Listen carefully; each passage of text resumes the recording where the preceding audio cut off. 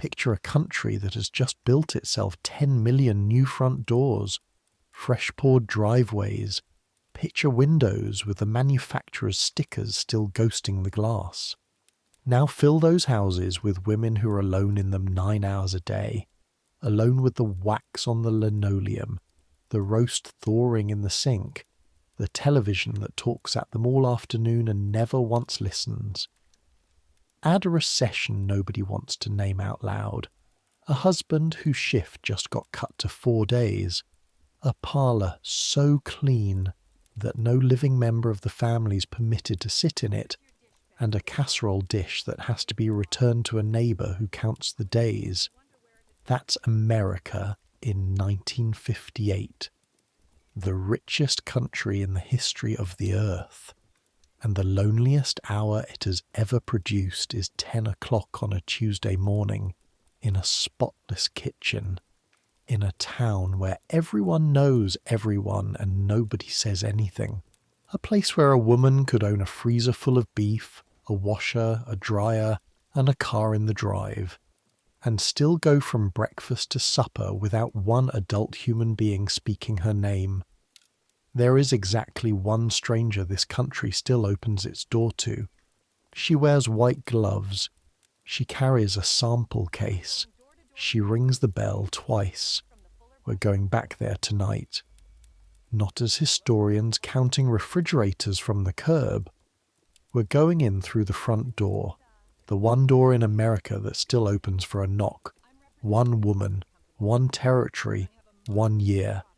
Everything she would have seen, smelled, heard, and kept to herself. One honest word before we ring the bell. The company in this story is real.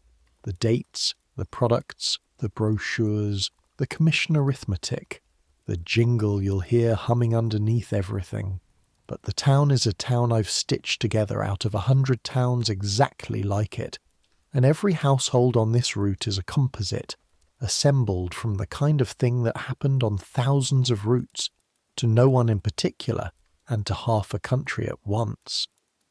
The eyes I'm lending you tonight belong to nobody you could look up in a county record. The doors they saw through were everywhere. I'll tell you, as we go, which is document and which is the borrowed eyes. That's the deal on this channel, and I keep it. So, I make these history stories, and honestly, I've given up trying to figure out whether anyone actually sleeps to them, or whether you're all just lying there in the dark, wide awake, waiting to find out what a woman with a case full of lipstick samples saw when the chain came off the latch in 1958. Either way, subscribe if you feel like it. Get comfortable. Here we go. The clasp sticks. It always sticks. And you know the trick by now. Thumb hard against the left corner of the brass tongue. Lift, twist a quarter turn, and the sample case opens with the sound like a small dry cough. You have done this so many times in the last 5 weeks that you do it now without looking, standing at your own kitchen table at 20 minutes to 7 in the morning, in the grey light before the street lamps have decided to give up, while the percolator sobs and mutters on the stove behind you.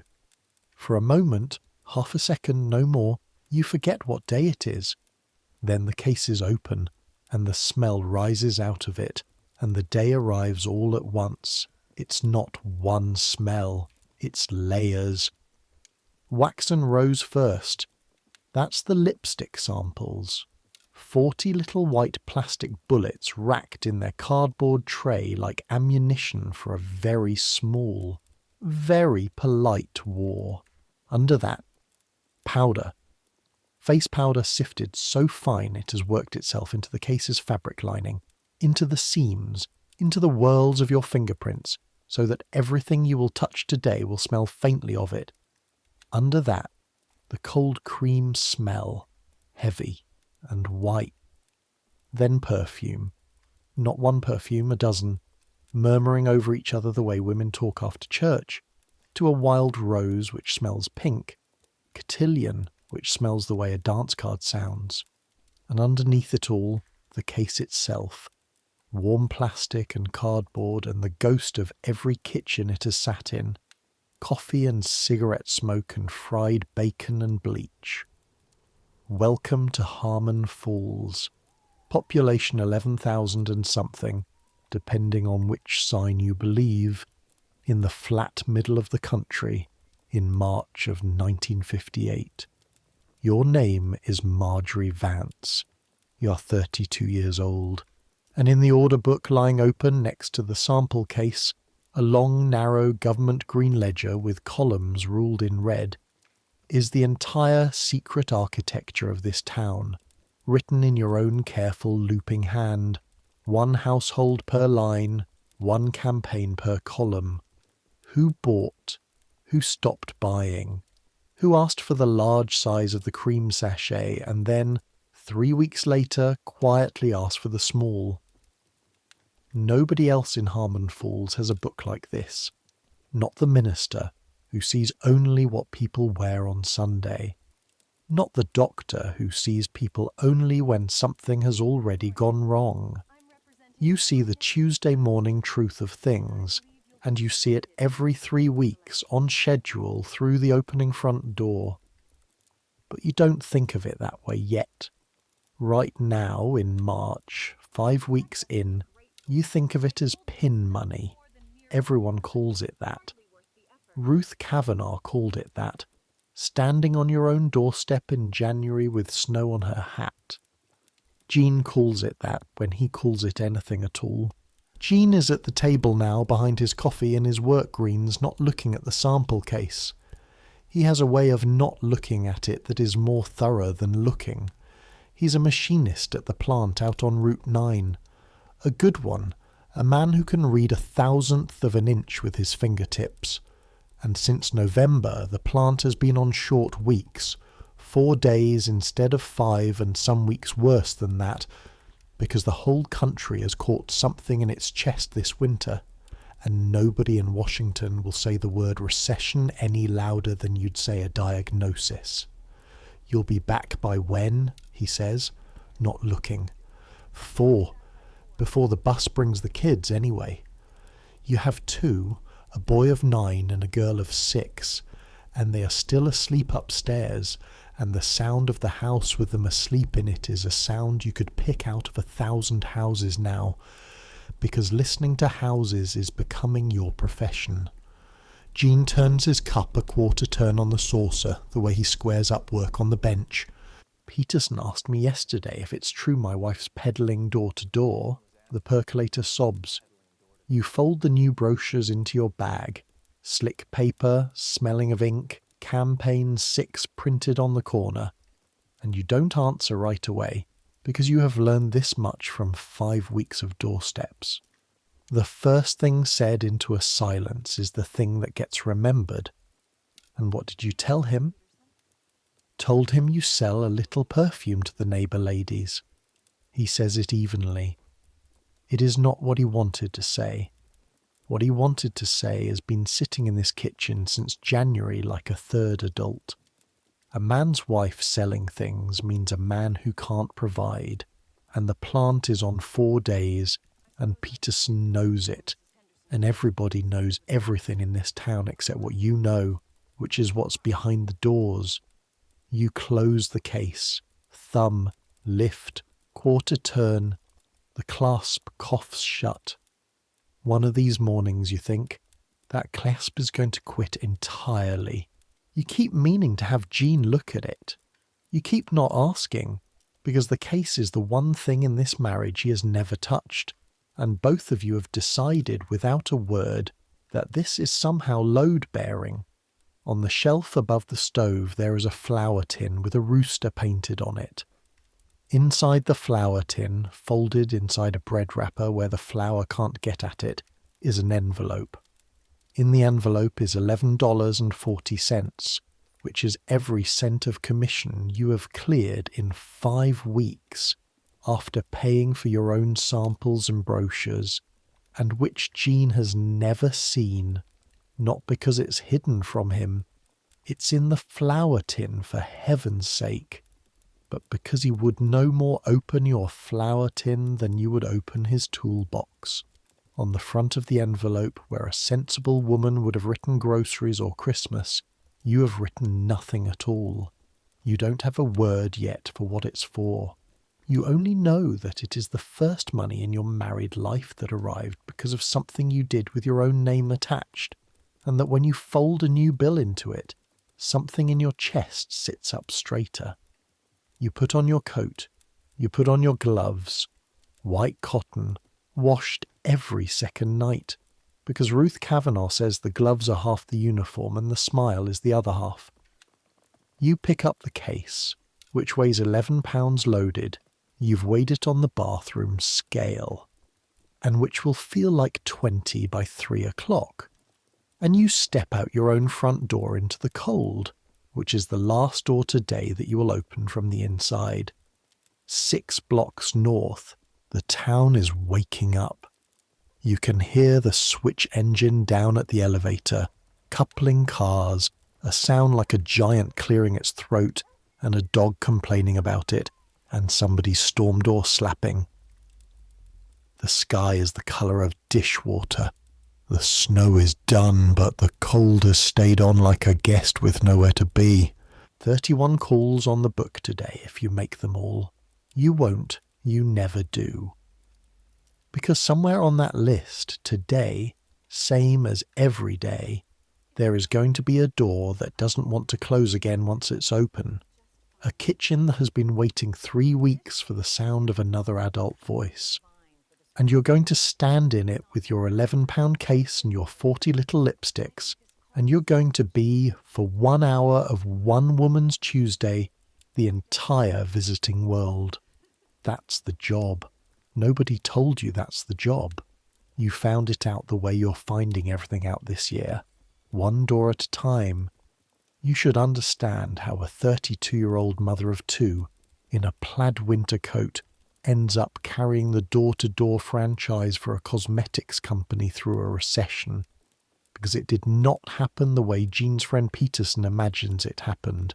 It happened on the 11th of January 1958, on your own doorstep at 2 in the afternoon, when you opened the door to a woman in a good grey coat and a better hat, who stood exactly one polite step back from the threshold, smiled like a school teacher who has already seen your report card and said, "Mrs. Vance, my name is Ruth Kavanagh. I'm the district manager for Avon in this county, and I'm told by 2 women at your church that you are the kind of person people talk to." You had laughed.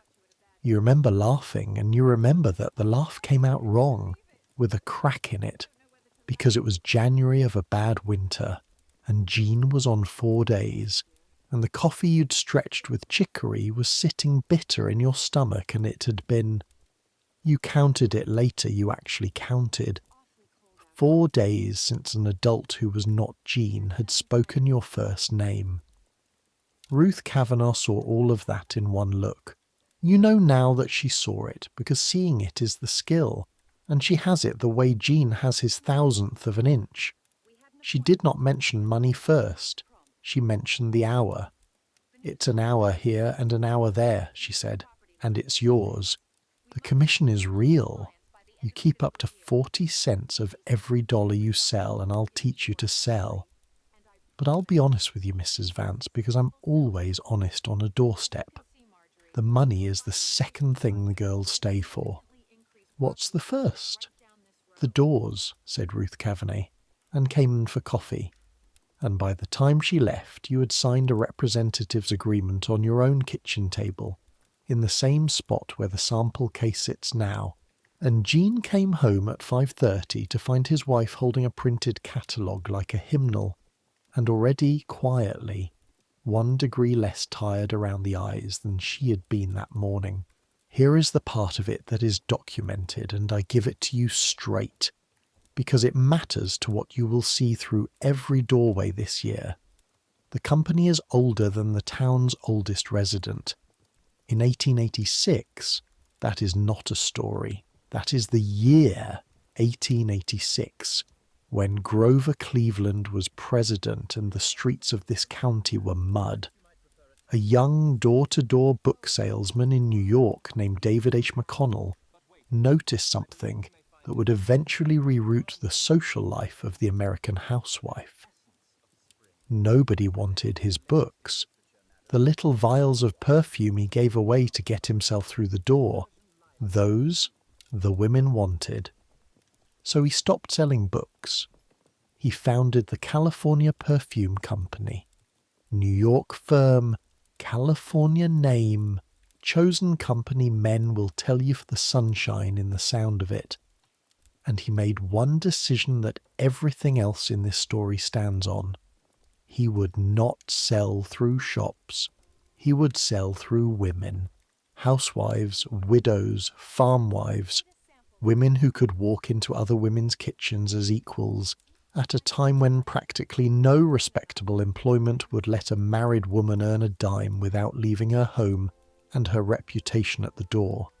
The company's own telling of it, and I flag it for you as the company's own telling, the founding legend printed in the sales manuals, polished by 70 years of retelling, begins with a Mrs. P.F.E. Albee of Winchester, New Hampshire, a silver-haired woman in her 50s, who in 1886 packed a case of perfume and went out over the New England roads by train and buggy and became the first general agent, the first of all of them, the mother of the whole calling. Every representative from that day to this one is, in the company's language, one of Mrs. Albee's daughters. Whether Mrs. Albee's buggy rides happened exactly the way the manual paints them, no historian can promise you. That the company built an army of women on the story, that part is as real as the brass clasp on your case. By 1939, the California Perfume Company had renamed itself Avon, after the river through Stratford, because McConnell admired Shakespeare, or so the company law runs, and you may believe as much of that as pleases you. And in 1954, 4 years before this cold March morning, the company put a television campaign on the air that is, right now in 1958, one of the most recognized sounds in the United States. 2 chimes and 3 words. Ding dong, Avon calling. You've heard it from inside your own living room for years. You never once imagined you would become it. Ruth trained you in her own front room over 3 afternoons, with the shades half drawn and a card table set up like an altar. How to hold the brochure facing the customer, never facing yourself. How to open the case on your knees on a porch if you're not asked in, so that the tray of lipsticks catches the daylight. How to write an order in the green book with the carbon in, tear the copy clean, and never, ever let an order sit past the campaign deadline. Because the woman who waits 3 extra weeks for her lipstick blames you, not the company. Every campaign runs 3 weeks. 8 to 10 selling days if you're honest about the weather. The brochure changes, the specials change, and the arithmetic underneath never changes. You buy the goods at your discount, you sell at book price, and the space between is yours. Up to that fabled 40 cents on the dollar for a good campaign, less when you're new, less again once you've paid for your own samples, your brochures, your order pads, the wear on your shoes. You did the sums at the kitchen table your first night with Jean pointedly reading the sports page 4 feet away. A tube of lipstick at book price, about $1.25, your keep on it, maybe 50 cents. A jar of cream sachet, $1.60, call it 60 cents to you.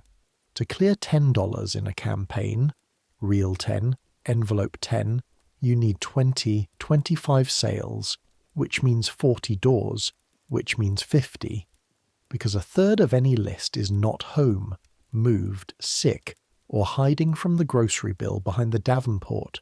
50 doors in 8 days in an Indiana cold March. That difference between what a thing costs you and what a woman pays for it, multiplied across every porch in a territory, is the whole commercial engine of the enterprise. And it is also, though the manual never says so, the price of admission to something no money column in the Green Book has a heading for. Your territory, Ruth said on the third afternoon, and unfolded a map of Harmon Falls with a boundary drawn on it in red grease pencil, like a surgeon marking skin. Everything from Maple Street north to the grain elevator, west to the county road, and then she tapped the white space past the town line. The rural boxes out the Bethel Road if you can get to them. The last girl never got to them. Farm wives buy little, but they buy forever, and they never switch to the drugstore because the drugstore is 9 miles and you're on the porch. She looked at you then the way she looks at you still, over the top of her spectacles, a widow of 59 who's run this district since the war, who buried a husband and raised a son on commission checks, and never once in your hearing called it pin money. "I'll tell you the one thing now," she said, "and then I'll tell it to you again in a year, and the second time you'll know what I meant. You're not selling lipstick, Marjorie. Any drugstore in the state can sell lipstick. You are selling the 10 minutes. You are the visit.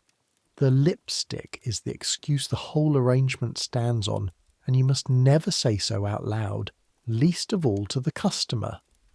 She folded the map along its creases, sharp like a woman folding a flag. Try not to find out the hard way what happens to a girl who forgets which one she's carrying, the case or the 10 minutes. 5 weeks later, this cold March morning, walking north up Maple with the case pulling your shoulder out of its socket by gentle degrees, you are beginning, just beginning, to find out what she meant, because the brochures and the order book have told you where you're going, but nothing, not Ruth, not the manual, not 70 years of Mrs. Alby's daughters, told you what would actually be there when the doors opened. The manual has a page for overcoming objections. It has no page for what you saw last Thursday at the Kowalski place, or the Thursday before that on Sycamore, or any given morning anywhere on this route, in the one country in the world rich enough to hide its whole heart behind aluminum storm doors. The first call of the day is Mrs. Emmett, on Maple, and Mrs. Emmett's door is the door that taught you the first rule. Mrs. Emmett's house is a white 4 square with green shutters and a porch swept so clean you could roll pastry on it. She answers the second ring, always the second, never the first, because answering the first ring would suggest she was waiting, and Mrs. Emmett has spent 61 years making sure nobody ever catches her waiting for anything. The storm door opens exactly the width of a serving tray. "Oh," she says every time, as though your coming were a surprise, as though it weren't written in both your books. "It's you." And then the ritual. You are shown in, not invited, shown. A distinction with a whole civilization inside it. Through the front hall, past the parlour. Past it. Always past it. You have been in this house 8 times now, and you have never set foot in the parlour, and here is the thing you understand now that you did not understand in February. Nobody has. The parlour of Mrs. Emmett's house is a room preserved against an occasion that is never named. Through the doorway, at a walking pace, you have learned it by heart the way a prisoner learns of you. The Davenport with crocheted antimacassars squared on its arms, the 2 wing chairs angled toward each other in permanent empty conversation, the piano with the metronome centred on its lace runner, the good lamp. Plastic runners lie over the carpet pile like footpaths over sacred ground, laid there so that a person could, in theory, cross the room without touching it. No one crosses it. The room stands ready the way a fire station stands ready. It smells, even from the hall, even in passing, of furniture polish and stopped clock. The Emmets live in the kitchen. Everyone on your route lives in the kitchen. That is the first rule, the one nobody taught you, and every door confirms. The American home in 1958 keeps a room for the life it wants you to believe and does its actual living where the linoleum is. And the whole architecture of your job, the reason a cosmetics company can float a nationwide army of housewives on commission, is that the Avon lady is the one visitor in America who's allowed all the way back to the linoleum. The minister gets the parlour. The insurance man gets the porch. You get the kitchen table, the coffee in the second best cup, the truth. The kitchen smells of vinegar and yesterday's cabbage. Mrs. Emmet pours coffee without asking, which in her dialect is a declaration of love, and inspects campaign 6 through the bottom half of her spectacles, page by page, with the expression of a customs officer. "That one," she says at last, at the cream sachet. Then, with the caution of a woman disclosing a state secret, "And Harold's birthday is next month. The shaving set. The plain one, not the one with the ship on it. He'd think the ship was a foolishness." You write it in the Green Book. "Emmet, cream sachet LG. Men's set PL." And here is your trade in one line of a ledger. A birthday, a marriage, a husband's exact tolerance for ornament, logged in carbon copy. Harold Emmet will never know how his wife knew. That is also the job. You're a supply line for other people's tenderness, and the tenderness is a secret, and you are its bookkeeper. 11 minutes, door to door. Ruth trained you to feel 10 minutes in your body without a watch. On a 31-call day, you cannot give anyone the hour, except that every day someone needs the hour, and the terrible arithmetic of the route, this you also never learned from the manual, is deciding, on your feet, in a doorway, who today gets the 10 minutes, and who gets you settling in against the counter and letting the coffee go cold in front of you. The morning unspools. Sycamore Street, then Grant. At the Kowalskis, 4 children under 7 orbit the kitchen like moths while their mother, 26, pretty, drowning, holds the brochure and does not read it. Holds it the way you'd hold a postcard from a country you'll never visit, and buys one lipstick in the palest shade there is, so pale it is almost an apology. At the Fenster makers, nobody answers, but the curtain in the front room swims, and you mark the book with the little dot that means home, not answering, and you do not ring twice more because the dot also means grocery money's gone, and shame answers doors before people do. You will come back after the 15th, when the plant pays. You know the plant's paydays now. You know the whole town's paydays. The order book taught you the town's bloodstream inside of a month. Money comes in on the 1st and the 15th. Courage to spend it lasts about 4 days.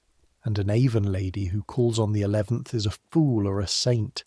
And then there is the Prochaska house on Grant at the corner of 2nd. And I want you to look at this one carefully, the way you are learning to, because this house is going to matter all year. Lena Prochaska is 44, a broad-faced, straight-backed woman with a laugh like a dropped pan, and her husband Stan drives for the interstate freight line. And in February, your very first campaign, hers was the best order on your book. She bought like a woman with her feet planted, the good cologne for herself, to a wild rose in the large, talc for her mother upstairs, 2 lipsticks, the hand cream in the jar, not the tube, $4.80 at book price, and she counted it out of the sugar bowl laughing, telling you Stan called her his chorus girl when she wore the cologne, telling the whole kitchen, practically singing it. You walked out of that house 8 inches taller, sold, the first line of your first column in ink, Today, Campaign 6, Lena Prochaska takes the brochure at the kitchen door and goes through it front to back, and it takes her longer than it took in February, and she is not laughing. The kitchen behind her is the same kitchen.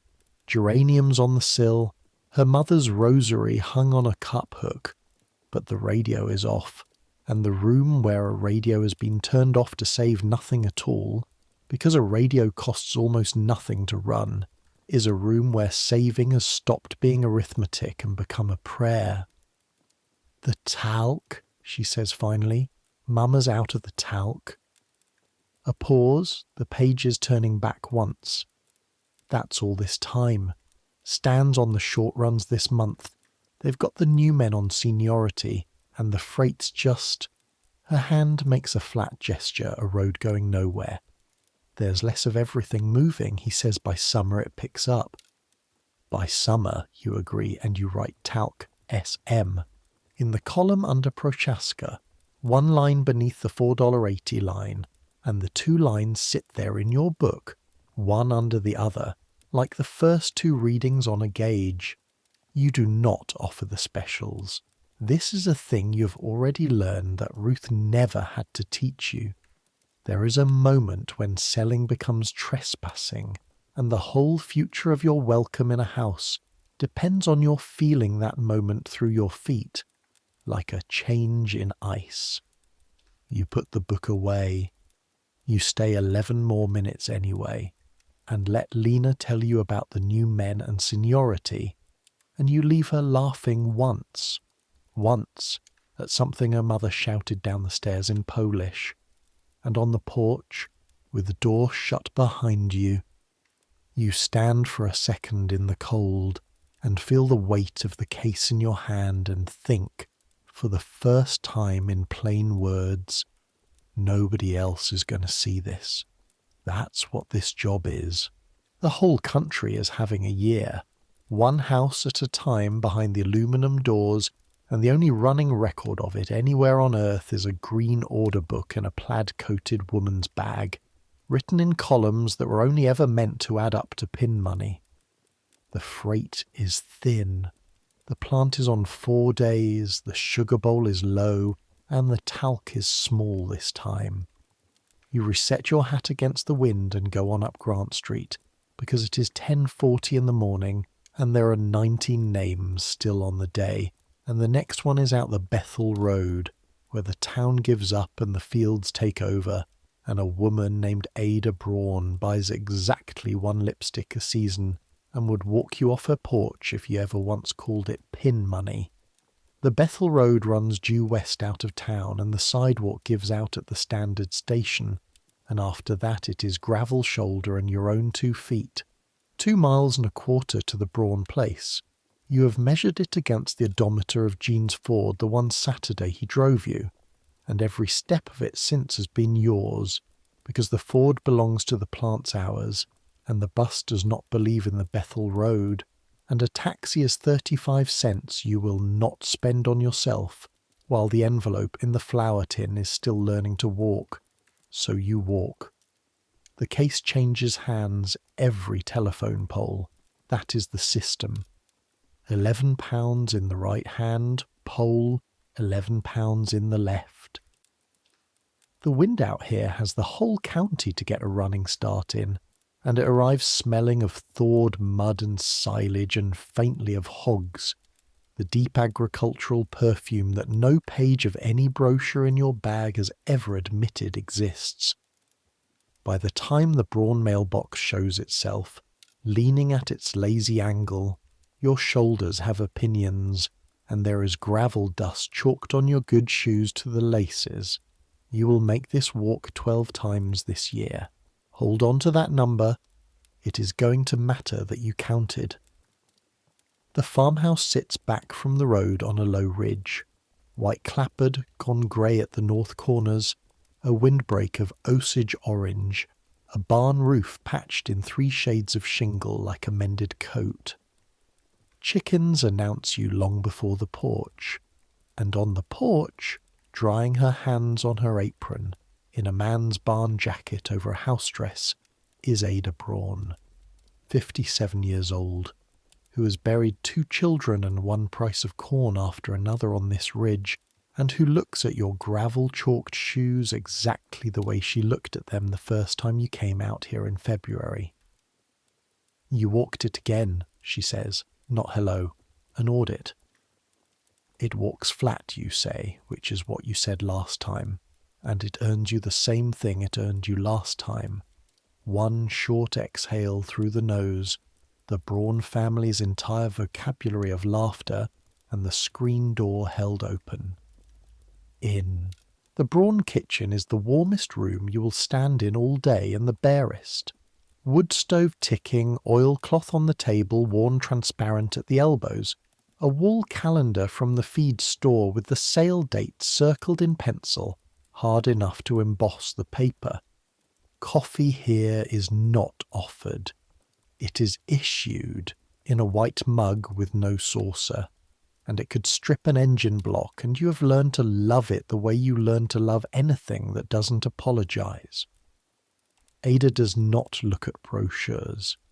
The first time you came out here, you fanned Campaign 4 across her oilcloth like a bridge hand, and she let it lie there untouched the whole visit, the way you'd let a stranger's dog lie, and at the end of it, she said the sentence that has organized your understanding of everything west of the Standard Station. I take 1 lipstick a season, same one. If you've got it, I'll take it now and not waste your walk. The shade is called Bramble Rose. Learn the name, you'll want it later. It is a deep rose 2 clicks toward brown, an old-fashioned colour, the sort of colour the company's young artists in New York are visibly embarrassed by. It sits in the back pages of the catalogue among the discontinued-looking things, unphotographed, a name in small type. On Ada Braun's mouth it looks like the one correct answer to a long question.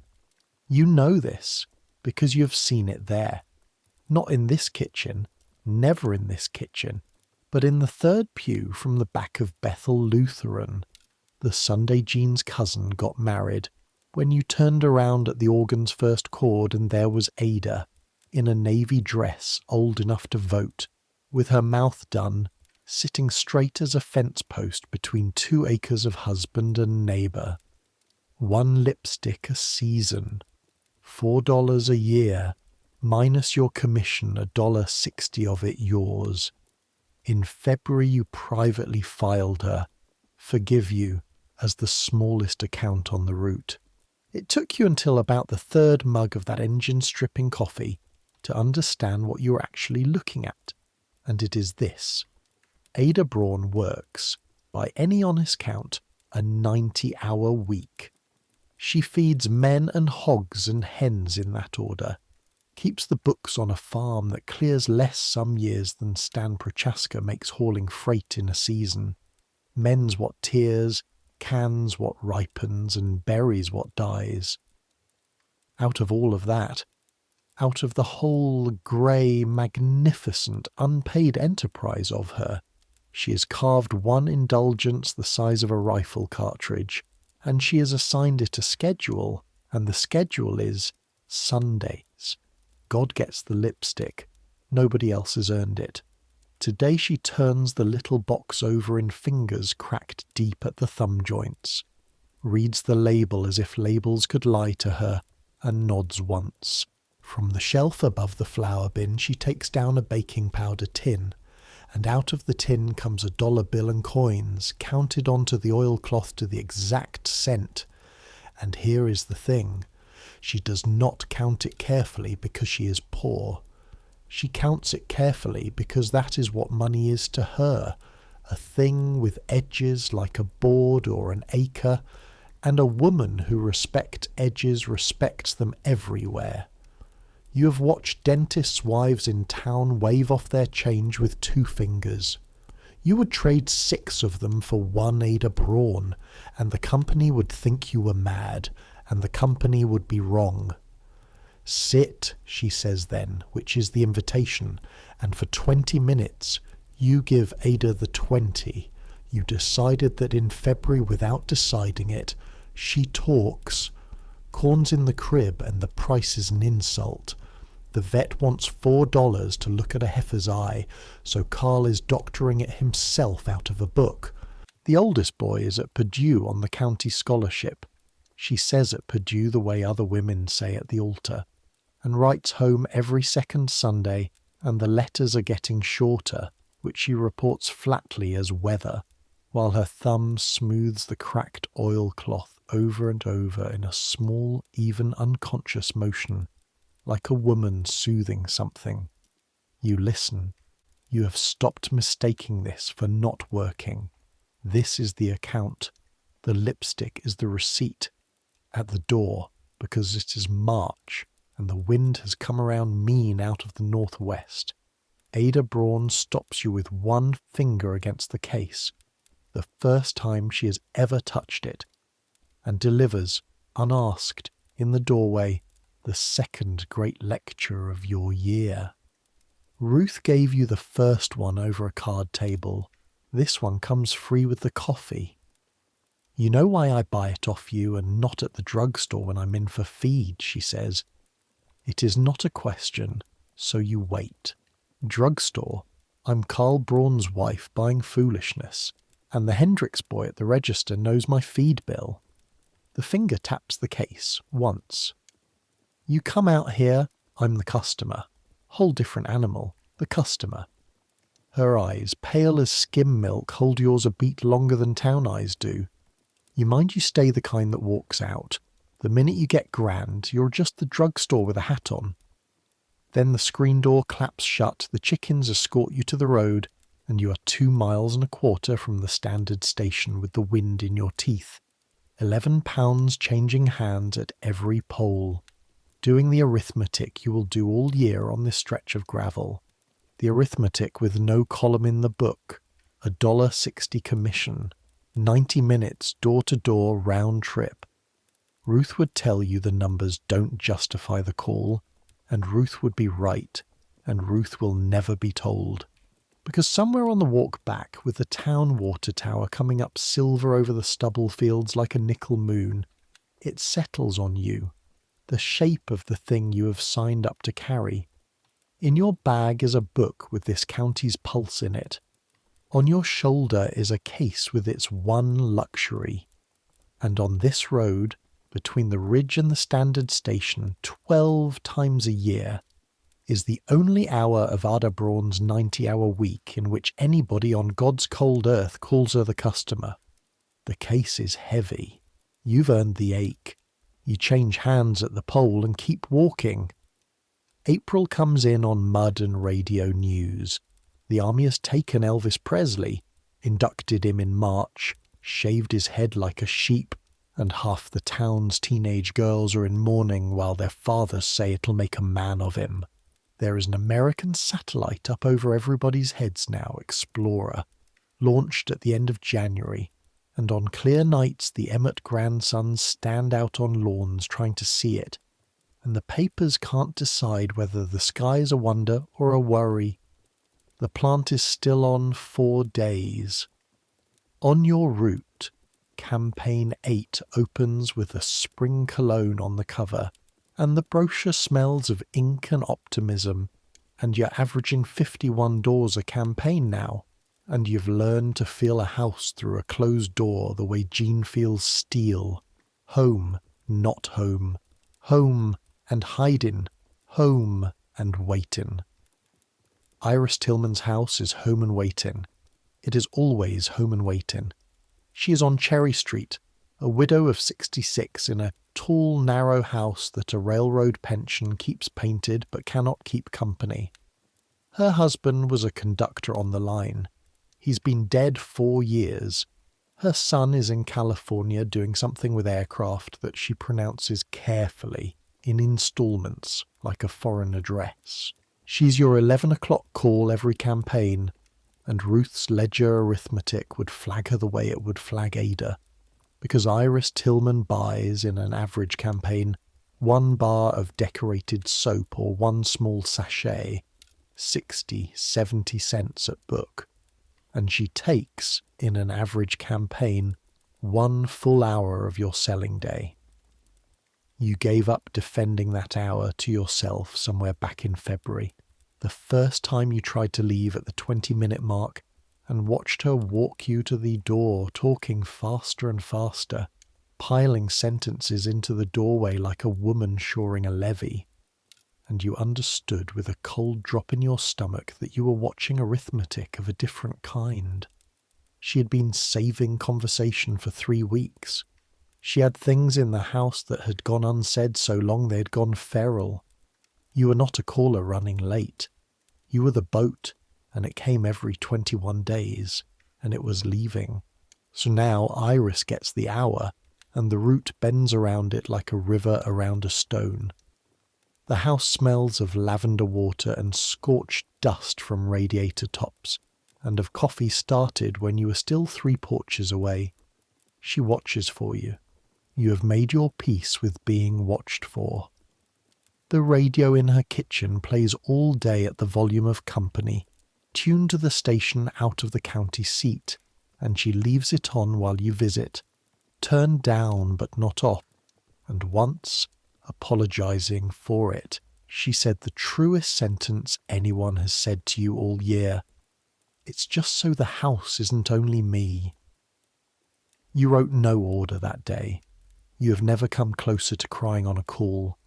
She serves the coffee in the good cups, parlour cups in the kitchen. Iris crossed that particular Rubicon of widowhood a while ago, and she talks, and you have learned that the talk has a geography. First ring, the neighbours, the weather, the funerals, the outer public country. Second ring, Walter, 4 years dead, brought out gently and set on the table between you. What he said about men who wouldn't shovel their walks, how he took his eggs, the sound a house makes when a man who was 40 years in it stops being in it. And then, some visits, if the hour is soft and the radio is murmuring and her hands have stopped moving on the cup, the inner country. The son who telephones on Christmas and her birthday, 10 minutes each, long distance, and how she keeps a list by the phone all year of things to tell him and never gets past the 3rd item. The upstairs she doesn't heat now. The church circle and meets at houses she can't walk to since her hip. You sell her a 60-cent soap, and you are, by every measure Ruth's district reports know how to take, wasting your morning. And you sit there with your cooling coffee in the good cup, in the warm kitchen of a woman starving in the one way this rich country has decided not to see. And you know, the way you know the cases weight without the scale now, that on this street, on this Tuesday, you're not wasting 1 minute of anything. The company sent you here to be a store. Cherry Street has quietly reassigned you. It is the last Tuesday of April when she does the thing with the letter. You are at the door, case in hand, hour spent, when she says, "Wait," in a voice pitched wrong, too light the way heavy things get carried, and goes to the sideboard, to the drawer with the string and the coupons, and comes back holding an envelope, addressed, sealed, stamped. The stamp is not new. The envelope has the soft, furred edges of paper that's been picked up and set down many times. You pass the post office coming through town, she says, studying a point just over your shoulder. "Would you drop that in the slot for me? My hip, the corner's icy." The corner has not been icy in 3 weeks. You take the envelope face up, the way you'd accept anything fragile, and you read the address because eyes read. You can't not. Mrs. Cornelia Rasmussen, a street address in Marion, Ohio.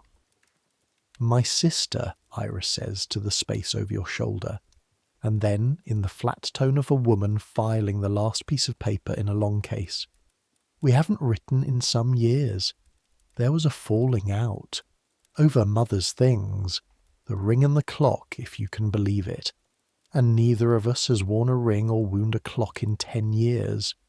Her chin comes up an inch. Walter always said I'd be the one to write first because I was the stubborner, and the stubborner one has more to prove. Well, He's been right about everything else since he died. No sense in breaking his streak. You do not say any of the 14 things that crowd up. You say, I go right past it, which is the only sentence the moment will hold, and you put the letter in your bag, flat against the order book where it cannot bend, and Iris Tillman nods once briskly, the business concluded, and shuts the door faster than she has ever shut it.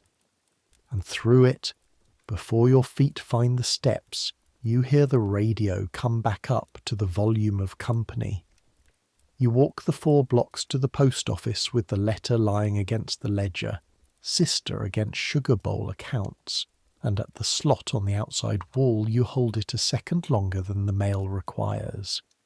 Some years, she said, you'd put it at 10 by the stamp styles she'd hoarded.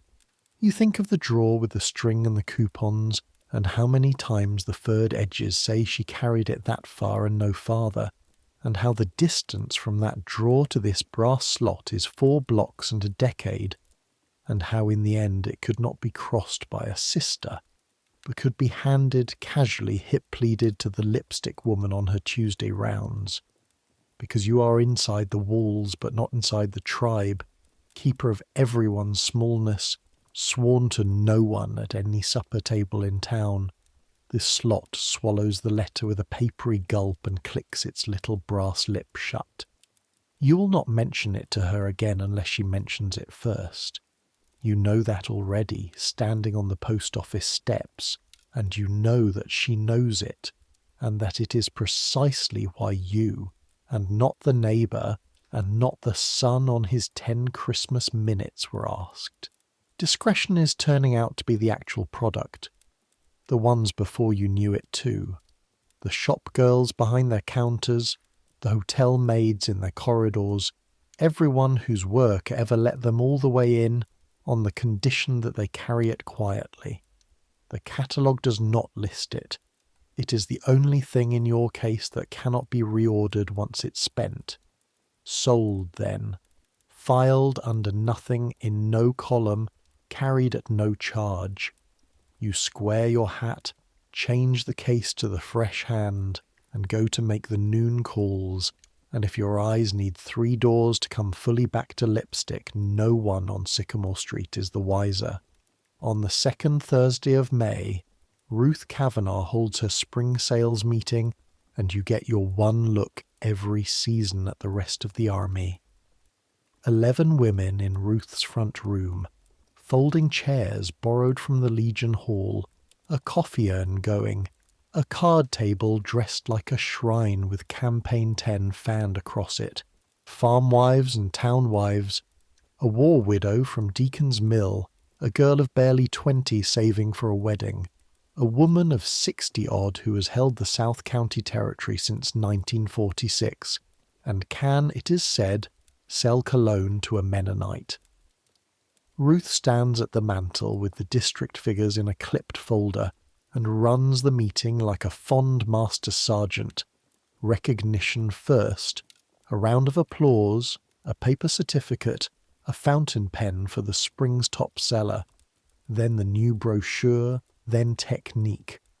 How to sell in a recession without ever saying the word.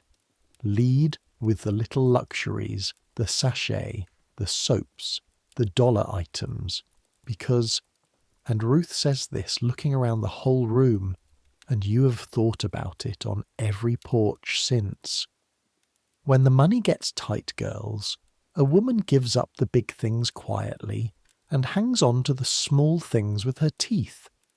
Your job is to be the small thing. Never make her ashamed of it. Item from the folder, delivered dry as the minutes of a zoning board. The National Company, this year of our recession 1958, is on its way to its best year in history. Doors, it turns out, are the one store that stays open when the money gets frightened. The room takes this in with a small, communal sound, half pride, half something no one names, because every woman in it knows exactly which houses the figures are made of and what the sugar bowls look like inside them. You walk home from that meeting with two things. The first is a box of Campaign 10 brochures. The second is the vague, persistent picture of your neighbour Ginny Fowler's face at your own back fence the evening before. Ginny, 24. 2 babies in 3 years. Husband on nights at the elevator. A girl with a quick mind going to flannel from disuse. Asking you too casually, elaborately not asking what it was like, going around to the doors. I just mean, do you like it? She'd said, and then laughed at herself and gone into the babies before you could answer. Put a pin in Ginny Fowler. The year is not done with her. And then there is the addition. Fairlawn Addition hangs off the north edge of Harmon Falls like a new leaf on an old tree. 40 ranch houses grown up in 2 years on what was the Hofler farm. Streets named for trees that were bulldozed to build them. Birchwood Lane and Elm Court. Every lawn seeded the same week, and every mortgage the same shape. GI loans, 30 years. Young couples from 3 counties around. The men drive to the plant or the county seat. The women, you've walked Birchwood Lane at 10 o'clock on a weekday, and you can testify. The women are alone out there in a way even Iris Tillman is not alone, because Iris's loneliness has a town grown up around it. Sidewalks that lead somewhere, 60 years of neighbours who know her name. The addition has no sidewalks. It has driveways. It was built, whole and new and shining, without one single place for 2 women to accidentally meet. The old town runs on custom. You learned its doors in a month. The addition runs on nothing yet. It is too new to have customs, and so the doors out there open differently. Faster, some of them, hungrily. Women barely older than Ginny pulling you in for coffee before the second chime has died, saying, is it silly to order the bath oil, saying, stay a minute, the baby's finally down, saying, one of them, on Elm Court, with a laugh applied over the top of it like a coat of paint.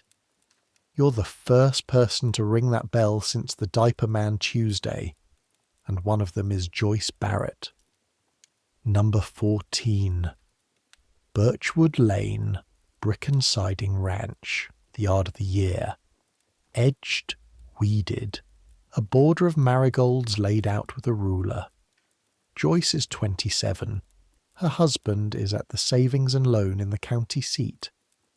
There's a wedding photograph on the hall table of the 2 of them under crossed swords of parade, him square-jawed in dress uniform, her laughing, confetti caught mid-air.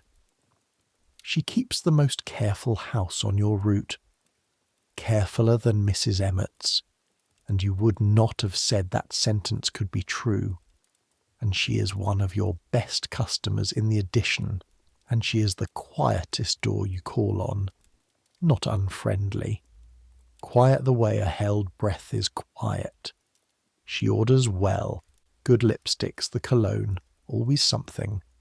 And she orders fast, decisive, pages already chosen before you arrive, as if the visit were a transaction to be executed rather than the point.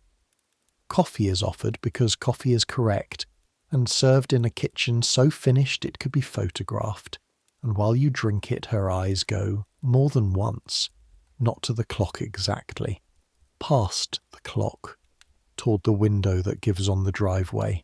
It is May. You're still new at reading houses. You file it the way you've learned to file things, under nothing yet.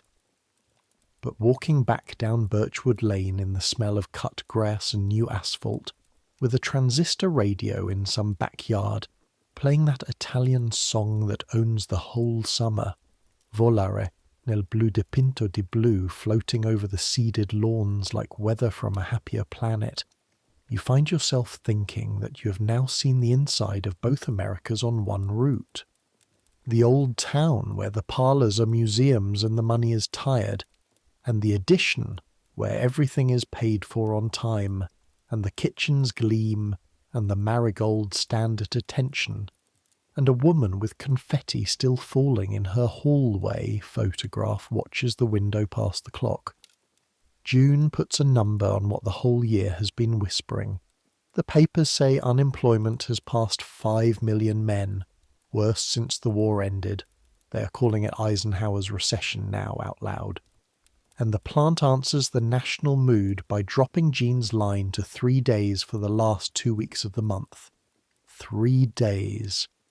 You hear it from him on a Friday evening, delivered to the sink, to the window over the sink in 9 words, and you do the only wifely thing the moment permits, which is to say it'll pick up by fall, they always do, and then on Monday you do the other thing, the one that has no name in this house.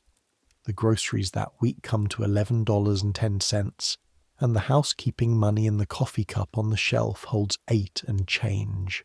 And so, alone in the kitchen at 2 p.m, you take down the rooster tin and unfold the bread wrapper and open the envelope that has no word written on it, and you count out $3 bills, commissions, yours, campaign 11s, and you fold them into the coffee cup with the housekeeping money, smoothing them so they lie like the others, and you put the tin back on the shelf and you stand for a moment with your hands flat on the counter. Jean never asks how the groceries stretched. You will never tell him. That is the third thing you have learned this year, and it is the one the company will never print in any manual. Though it is happening this same summer in 100,000 kitchens, the company keeps books on. Pin money is the money that holds the line when the real money staggers, and it holds it in secret, because its whole usefulness depends on no man ever having to know it was needed. The commission that Peterson smirks about at the plant is in the pot roast. Peterson's shift mate eats on Wednesday. You could laugh if it were funny. That night the kids chase fireflies down the block with a hula hoop apiece. Everyone's children have them this summer. A California company is selling the striped plastic rings faster than they can make them. 98 cents at the 5 and dime, and the whole nation's hips gone foolish. And you sit on the porch steps beside Jean in the blue dark, and he watches the kids, and after a while he says, not looking at you, in the voice he uses for measurements, Peterson's wife asked after your catalogue, the new one. A silence with machinery in it. I said you'd likely be by. It is not an apology. It is not permission. It is a man on 3 days laying one small plank across a gap, and you take it the way you take Ada's mug, as issued. I'll be by, you say, and the fireflies come on, one and then another, and then everywhere down the street small stubborn lights over every darkening lawn, and somewhere behind you the clasp of the sample case sits in the hall like a third resident, waiting for morning. Summer settles over the route like a lid. July is screen door season. Nobody in Harmon Falls shuts a front door from June to September, and so you sell all month through wire mesh scrims, into kitchens turned to shadow boxes, everything smelling of ironing and window fans and cherries coming off the 2 trees behind the courthouse. The case is crueler in July. The lipsticks have to ride in the shade side of your grip. The cream samples go soft as butter by noon, and Ruth's standing summer orders a catechism. Never leave the case in the sun on a porch rail. Never let a customer test a sample that's gone to oil. Park your goods in the shade like a dog. And campaign by campaign, 3 weeks by 3 weeks, the Prochaska column in your order book goes down like a well in a dry year. You can put your finger on the page and read it the way Jean reads a gauge. February, $4.80. March, the talc, small. May, a lipstick, but the cheaper line, the one shade they make for 98 cents. And Lena saying brightly with the radio off behind her that she still had plenty of the cologne. It lasts, doesn't it? June. Soap. 1 bar, decorated 39 cents, and she held it in her hand a moment before she said yes, and it was for her mother. The last thing to go is never the woman's own vanity, you have learned that. The last thing to go is the little gift she can still be seen giving someone else. July, campaign 13. Lena meets you at the door with a brochure already looked through. You can tell look through from read. Look through is faster, and the eyes come back hungrier, and hands it back and says, "Nothing this time, Marjorie, isn't that terrible? Next campaign for sure." Stands runs. You know how it is with the seniority. Next campaign for sure, you agree, and you write NO in the column. Small, no order, the abbreviation Ruth taught you. And you drink the coffee. Lena still pours because the coffee is not for sale. And Lena talks a little too much and laughs a shade too promptly, keeping the kitchen inflated by will. And her mother's radio upstairs is silent now too. And the geraniums on the sill, you notice, have been let go leggy. And a woman who lets her geraniums go is a woman spending every ounce of tending she has on things that can feel it. You do not lower your eyes to the sugar bowl on the shelf. You would no more look at another woman's sugar bowl now than down the barrel of a gun. August, campaign 14, you climb the porch on Grant and 2nd at your regular hour, 10:15 on the second Tuesday, and knock, and the house does the thing that houses do when they are home and hiding. It is not silence. Real empty has a slack sound. You know it through your feet now. This is held silence, a stillness with a pulse in it. Somewhere at the back a floorboard makes its small correction. The kitchen curtain, when you step back off the porch, is swinging a 1/4 inch, the way cloth swings when it has just been let go of. Lena Prochaska is standing behind her own wall, 4 feet from her own front door, waiting for you to leave. And here is where everything Ruth trained into you and everything the year has grown in you comes down to the width of 1 porch board. Because the saleswoman's manual answer is knock again, call out gaily, leave the brochure in the door with your number, 9 chances in 10 she'll order when she sees the specials. And the neighbour's answer is worse. Mention it gently to someone at church. Someone who could look in on the Prochaskas. Hasn't anyone heard how Stan's doing for work? You do neither. You stand a moment on the walk in the blaring August sun, and then you do the whole of what there is to do. You take the new brochure out of your bag and you do not leave it. A brochure in a door says to every passing eye the Avon lady called and they hid. You might as well chalk it on the siding. You put it back. You mark the book with the dot. Not N-O, the dot. And you walk on to the next call without one backward look at the kitchen window, keeping your pace at exactly the pace of a woman whose call simply wasn't answered. Because the only gift in your case Lena Prochaska can afford this month is your appearing not to know she's standing behind that wall, and it costs you nothing to give it, and it would cost her the last thing she owns to have it withheld. The dignity of the customer outranks the order. Nobody ever wrote that in a manual either. It is the whole of the law out here on the linoleum.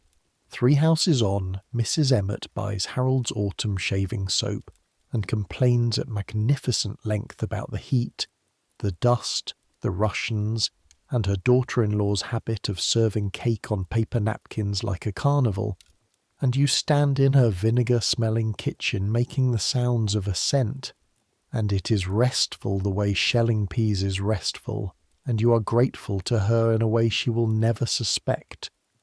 For having a grief no bigger than a paper napkin, the root holds both. That is what a territory is you are coming to understand. A rosary of doors, sorrow and comedy strung on the same street, and you the only one who walks the whole strand and knows which bead is which. You finish the day at 5, short of your average, and you cannot make yourself mind. On the walk home, past the standard station where the sidewalk resumes its civic duties, Harmon Falls is frying supper. The whole town smells of pork chops and sweet corn, and the light has gone the deep gold that August saves for 6 o'clock, and the elevator's shadow lies across 3 streets at once. Kids are trading hula hoops in the road. Somebody's Philco is asking the neighbourhood who wants to be a millionaire, and somebody's mother is calling somebody named Dennis in for the 3rd and final time. Behind you, at Grant and Second, a curtain has stopped swinging. On your book, Adopt.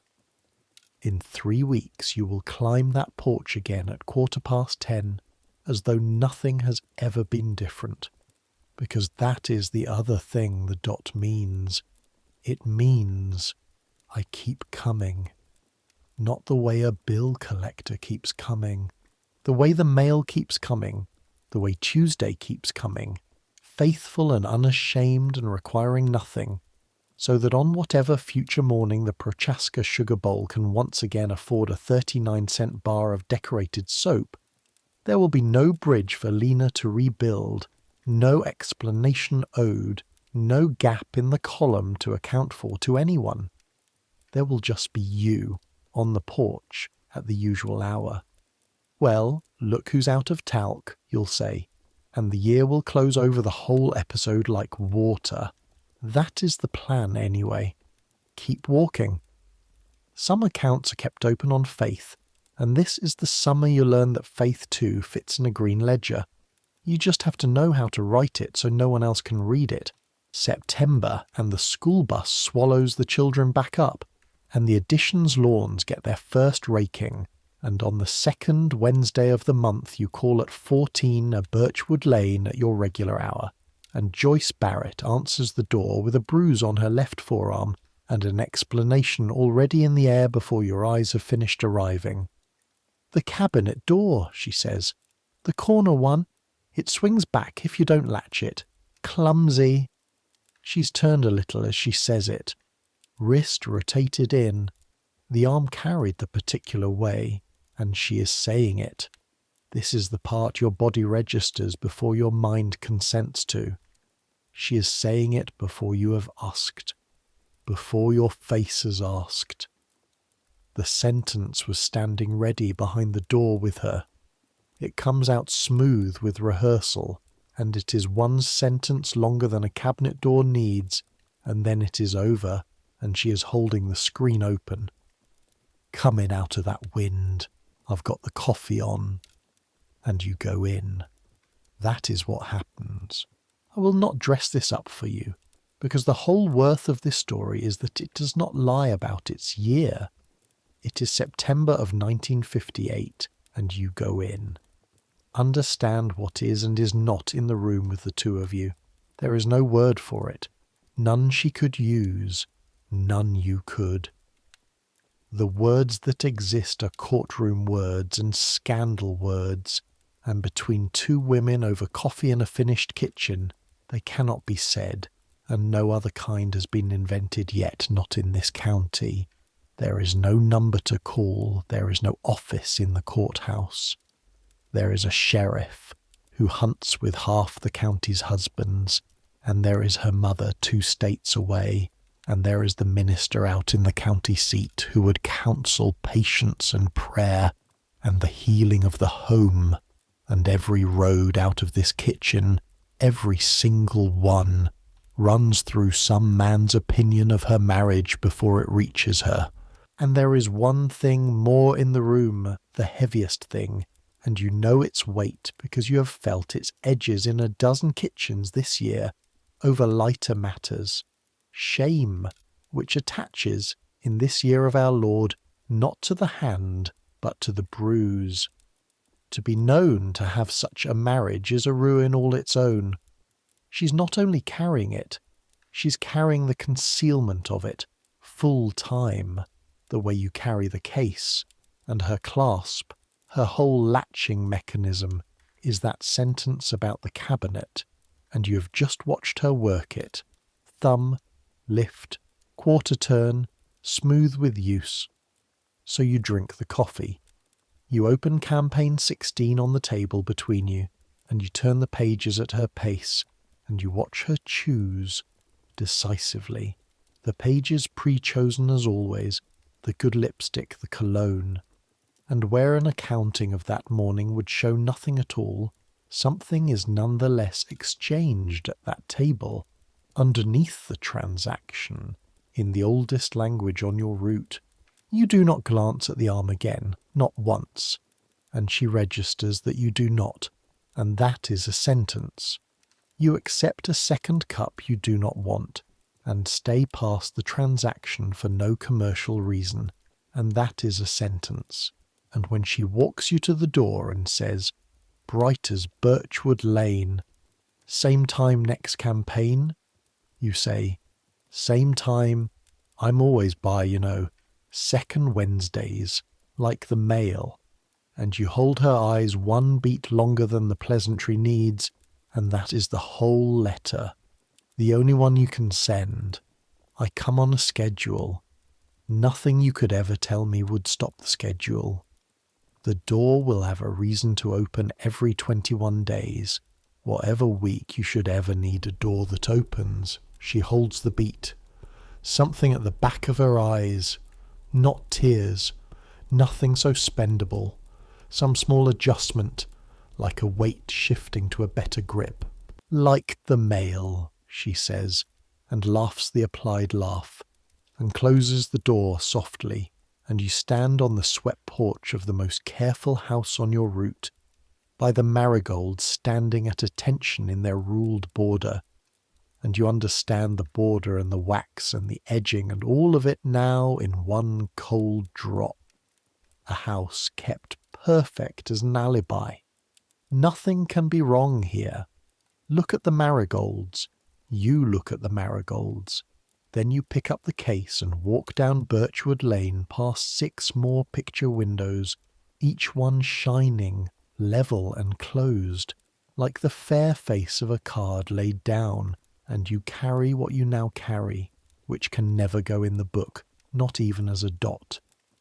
Here is what you do with it, because this too is the job nobody wrote down. You carry it the way a wall carries a load, without discussion. You will not speak of it to Jean, who would say it's not your business, and be, by every law and custom of 1958, correct. You will not speak of it to Ruth, though you will come in time to suspect that Ruth's long unexplained gentleness on the subject of certain accounts has a history to it. You will simply be there, at your hour, on your day, campaign upon campaign, one small fixed point of outside in a sealed house, a 10-minute crack of daylight under a door, and you will let that be what it is, which is not enough, and which is also not nothing. 60 years from now they will have words for all of it, and numbers to call, and still no one will have improved much on a woman who shows up on schedule and looks at you like a person. That is as far as this story will take that door. It was one door. On a route of 90-odd households in this year in this country it was, the composite record obliges me to tell you, never only one. The season turns the week after. You feel it first at the case's hinges. Mornings cold enough that the brass goes stiff. And then in the brochures. Because Avon's calendar, you have learned, runs ahead of God's.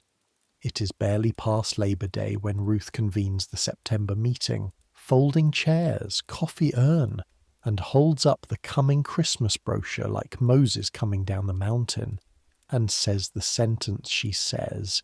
It develops, every September, that the veterans in the room can mouth along with, "Girls, Christmas is one in October," and then, over an hour, the whole campaign map of the crest of the selling year. How the Christmas campaigns are the harvest that the whole year's faithfulness has been planting. How the gift sets go now on order to be delivered in December. Men's sets, boxed colognes, the decorated soaps that exist for no other season, How every husband who has spent the year invisible behind his newspaper becomes, briefly, in December, your customer too, waylaying you on porches with the desperation of a man who has remembered his wife's Christmas and knows only that she likes the one that smells good. How the root doubles its weight and halves its daylight. Ruth taps the clipboard folder against the mantel. Spectacles down. Sergeant to the recruits among us. You'll be tired in December, girls. Be tired in January. December pays for the year. And I don't only mean the money, though I mean the money too. Walking home in the first true cold, brochures under your arm, you pass the fenster makers, ... and then in August, plant recalled to 5 days, and order again, bath oil, large, and the Emmets, where the parlour lamp burns unvisited behind the glass, and you think of every column in your book rolling toward December like creeks toward a river. Lena, Ada and her one autumn lipstick due this month.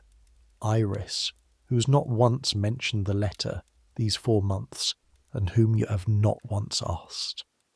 Joyce, second Wednesdays, like the mail. Christmas is one in October. You had thought it was a sales slogan. It is going to turn out to be the truest sentence anyone says all year, and not one thing about the way it comes true will be printed in any brochure. The full catalogue does a thing to you that you would not have believed in February a printed page could do. You're at your own kitchen table on a Sunday night in early October. Kids in bed, Jean at the radio with the World Series post-mortems, doing what you do now with each new campaign the night before you carry it, reading it like a scout, marking whose page is whose, Mrs. Emmett's sachet, the Kowalski shade, the fenster-maker bath oil, when you come to the lipstick pages and stop. Bramble Rose is gone. You go through twice more, tissue slow, the colour card at the back, all the little printed kidney shapes of shade. Gone. The new list is there instead. This season's names, the young names, corals and true reds and a frosted pink, the brochure is very proud of. And the deep rose 2 clicks toward brown. The old-fashioned one, the one nobody in New York ever photographed, has been quietly folded out of the line the way companies do it. No obituary, just an absence. Discontinued. You sit there with the light over the table buzzing faintly and the series chatter murmuring from the front room, and what you feel is out of all proportion, and you know its name anyway. It is the feeling of a promise you didn't make being broken through you. Because you are the company. On the Brawn Ridge. Ada Braun has never met the company. The company is a woman who walks the Bethel Road with a case. And come the autumn call, this month, the 12 times a year month, that woman is going to stand in the warmest, barest kitchen on her route and explain that the one indulgence the size of a rifle cartridge, the Sunday mouth, the one correct answer to a long question, has been taken off the market by men who never once saw it in the third pew of Bethel Lutheran. Unless... Monday morning you telephone Ruth. Party line. So the whole conversation is conducted in the code all the wives use. Wonderful weather, that item we discussed. And by Tuesday the district's grapevine is working. This is a thing you learn now in your 9th month that you did not know the apparatus could do. The reps talk. 11 women, 11 territories, 11 backstocks and sample kits, tied together by Ruth's telephone and the Thursday coffee custom, and inside of a week the word comes back down the wire. The girl at Deacon's Mill has 2 tubes of Bramble Rose in her carton, dead stock she'd written off. The South County veteran has 1 more, and a story. She had a customer for that shade for 11 years, a doctor's mother buried in it, if you want to know, at her own written instruction. So, 3 tubes, 3 seasons. You buy all 3 at Rep's price out of the envelope in the flour tin, and you put them in the back of your closet shelf behind the hat box, wrapped in a bread wrapper of their own, and you tell no one in the world, least of all Ada Braun. The autumn call falls on the 3rd Tuesday of October, a day scoured clean by wind, sky blue as gas flame, and you walk the Bethel Road with the case-changing hands at the poles, and the year's 10th walk in your legs, and this is the time, Ada is not on the porch. She's up beside the barn and she waves you up past the house, to where the ridge does its one piece of showing off. You have never stood higher on your own territory. It is nothing, 60 feet of glacial shrug. But this country is flat as an iron sheet, and 60 feet out here is a throne. Ada is sorting apples from the windbreak trees into bushels, culls to one side for the hogs, and while she works you stand at the fence line in the wind with your case at your feet, and you look east, and there it all is. The whole of it. Your entire year, laid out in one gaze, the way God or a county map sees it. The town lying in its trees, grey gold at this distance, the elevator standing over it like a courthouse of grain, the water tower with the town's name on it silver in the sun, the addition, north, its 40 pale roofs in their curved rows like seashells set out to dry, not one tree yet taller than a clothes pole. The Bethel Road running down off the ridge straight as a ruled line, stitched with telephone poles. Your poles. You know the grain of their shadows, pole by pole, the way Gene knows his bench. And in the wind, at this distance, the whole thing goes quiet. No doors, no radios, no percolators, just wood smoke from 3 chimneys, and the click of Ada's apples going into the bushel, and the county spread out below you with all its held breath held silently. And you stand there, a woman with a lipstick case at her feet, and count it the new way. Not 11,000 souls. Doors. 91 households on the book, under that roof by the elevator, a parlour nobody may enter, kept perfect for guests who are all by now dead or scattered, and a shaving set, plain, no ship, wrapped in a drawer since April for a birthday its buyer will never say she planned 3 campaigns out. Under that long grey roof on Grant, you can find it. Your eye runs the streets like a finger down the ledger. A curtain that swung a 1/4 inch in August, and a sugar bowl, and a woman keeping the geraniums alive again since the freight picked up in September, because it did pick up. Stan is on the long runs again, and the column has a line in it this month, small but ink. On Cherry Street, a radio playing all day at the volume of company, and a drawer that no longer holds a letter, and whatever is or is not lying these 4 months in a mailbox in Marion, Ohio. And due north, on its curved new street, a bright kitchen with a bruise in it, holding its alibi of marigolds up to the fair blue sky, every roof a door, every door on your book. You say it to yourself up there in the wind, plainly testing it, and it holds. You're the only person alive who's been inside all of them, not the mayor, not the minister who gets the parlours, not the doctor who gets the emergencies.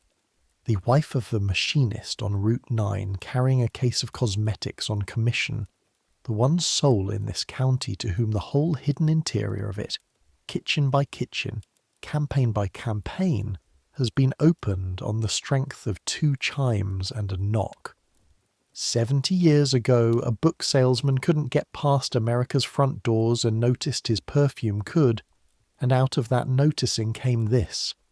Came you, standing on a ridge with the wind pulling at your hat, holding the keys to a kingdom nobody knows is a kingdom, made entirely of linoleum and disclosure and 10-minute visits, worth nothing on any exchange, unrecorded anywhere on earth except in a green book in a bag beside a bushel of apple culls.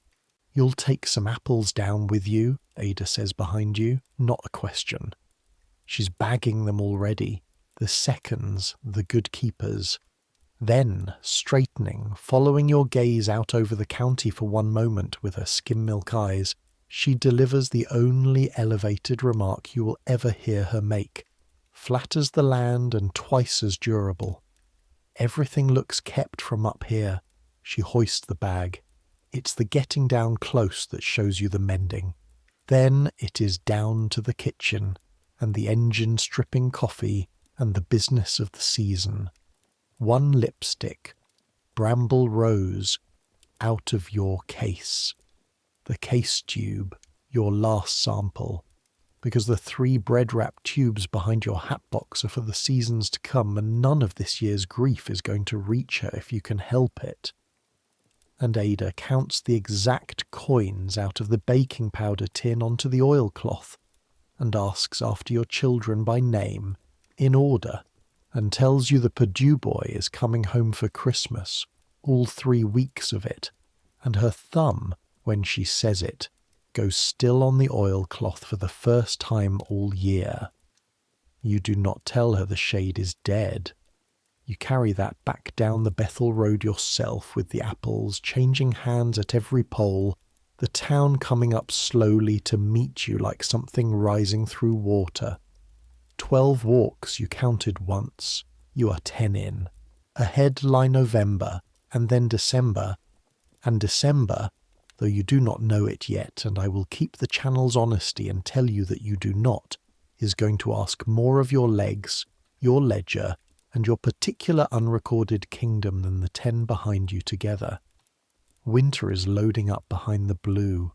November is the order-taking, and the order-taking teaches you the last new thing the route has to teach, the men. All year they have been rumours, hats going to cars at 7, newspapers behind which suppers are eaten, voices calling down stairwells. Now, suddenly, they want you. You're waylaid at porches by men in stocking feet holding the Christmas brochure like a wiring diagram. Harold Emmett himself, Harold whom you've known all year as a shaving preference and a dislike of ships, materializes at the storm door while his wife is at circle, and stands turning the pages with his big, careful thumbs, and finally taps a boxed cologne set and says, "Which of these would a woman?" and stops and starts over. 61 years old, doesn't like foolishness, likes roses. And you say, gently, to a wild rose, the set with the sachet, and he nods the exact nod Jean gives a micrometer, and asks you to keep it dark and pays in advance from a folded bill in his shirt pocket. Mrs. Emmett, who has bought his birthday soap in secret since April. Neither will ever know the other ordered. You will know. That is your Christmas, being the safe deposit box of a whole town's tenderness. The plant went back to 5 days the first week of November. The papers say the recession has turned, the country's climbing out the far side, and the Christmas money is loose, and Campaign 20 runs like a spring tide. Your order book goes out to 3 carbons a night. At the kitchen table, after the kids are down, you tally totals, deposits, the delivery ledger for December, and it is while you are at this, the night your Christmas orders cross $140 gross, the biggest number your own hand has ever written under your own name, that you become aware Jean has stopped pretending to read the sports page. He is watching your columns, a machinist watching close work. You keep your pencil moving. "That's the take for the month," he says at last, and the old careful weather is in the kitchen for a second. Peterson at the plant, pin money, the whole year of it. "For the campaign," you say, 3 weeks, and you keep your eyes down and let the number do its own talking. Because at 40 cents on the dollar, the number says a machinist's good week, said quietly, at his own table by his wife's pencil. And the silence that follows has a new grain to it. And at the end of the silence, Gene picks up his page again and says, to the box scores, clasp on that case sounds like it's about done. Bring it to the bench sometime. I'll look at it. The case. The one thing in this marriage he has never touched. You say, after Christmas rush, light as a brochure page turning, and the flower tin sits on its shelf with its rooster looking off at nothing, holding $51 now, you counted Sunday, and the word that has no word on the envelope is becoming slowly, in the back of your mind where you don't look at it directly, a shape. The shape has 4 wheels and a gear shift, and it is parked, most days, on the back row of Miller's lot on Route 9, where you can see it from the bus. A 51 Chevrolet, gunmetal grey, $305 soaped on the windshield, and every time you pass it you look away, which is how you finally know you mean it. 2¼ miles to the Brawn Ridge, 91 doors, a territory with a woman on foot at the middle of it, and an envelope teaching itself to walk. And Thanksgiving week, at your own back fence in the cold, Ginny Fowler finally asks it straight. Baby's on her hip and no preamble. Could I do it? What you do? Not do I like it this time. Could I? And close up you can see what the year has done next door while you're out learning doors.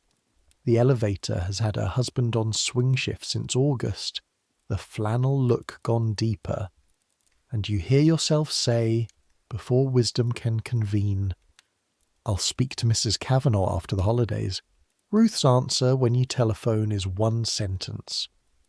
Train her yourself, then hand her the addition. You can't hold 91 doors and Birchwood Lane both, and you know it. You hadn't known it. You'd known it the way you knew about the car. Ruth's gift is saying the flower tins of things out loud. So the year stands, the last week of November, 1958. The orders are in, the biggest book of your life, $140 and climbing with the late adders. The gift sets are coming by freight to Ruth's to be sorted on the Legion chairs into 11 territories. 3 tubes of a dead shade sit wrapped behind your hat box. A letter has lain unanswered in Ohio for 7 months. A clasp is about done. Snow is forecast the first week of December, and the delivery ledger says that between the 4th and the 24th, you will climb every porch on your book at least once more. Every one, the whole rosary in 1 cold month. Each door opening on the sum of its year with a package in your arms. Ruth said Christmas is won in October and paid in December, and you thought she meant the money. Here is December. Watch close now. This is the crest of the whole story, and like everything else on this route it will happen in doorways 10 minutes at a time. The freight comes in on the 3rd and Ruth's front room becomes a depot. 11 women, 90 cartons, the Legion chairs pushed to the walls, the floor gridded with brown paper territories while the coffee urn labours like a switch engine. Your allotment fills the case, a grocery box, and the toboggan sled you have borrowed from your own son, who extracted rent in nickels. And on the 4th, in the forecast snow, small flakes coming slantwise with a whole month behind them, you set out with the first load, and Harmon Falls begins to do the thing you will be telling some version of for the rest of your life. The town opens every door it has. One last time, all in 1 month, with its year standing in each doorway. The Kowalski door opens on bedlam and cocoa smell. 4 children now orbiting a tree instead of a kitchen, and the pale, almost apology lipstick has an order mate this December. A second tube, 1 shade darker. Small flag. You note it the way you note ice. The drowning year has touched some bottom and pushed. At the fenster makers, where the dots used to live, the bath oil order is handed over with the porch light already burning at 4 in the afternoon against the early dark. And Mr. Fenster Maker, recalled to 5 days since August, tips you a quarter with the terrible formality of a man repaying a debt no one will name. You take it. Refusing would name it. At the Emmett house you perform the double delivery like close-up magic. The shaving set into her hands while Harold fetches the mail, the rose set into his while she's at the neighbour's. 2 conspiracies in one parlour doorway. And as you leave, for the first time in 10 months of Tuesdays, Mrs. Emmett says, "You'll sit a minute, in here, and in here is the parlour, the plastic runners, the wing chairs in their permanent conversation. You sit on the davenport with your snow-wet case at your ankle like a guilty dog, and she brings the coffee and the cups you know from nowhere, the very good ones, the wedding ones, and nothing of consequence is said. The Russians, the daughter-in-law, the price of geese, and the whole time the metronome on the piano keeps its lace-covered silence, and you understand that you're being paid, not commission." The other currency, 10 months of second Tuesdays, and the museum has let you in among the exhibits. You realise on the frozen walk afterward, bareheaded a moment, letting the snow needle your scalp to keep you awake.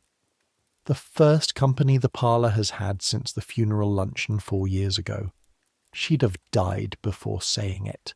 The room said it. The snow keeps on. The sled runners hiss behind you down Grant, down Cherry, down streets gone blue-white and lamp-yellow, and the deliveries roll.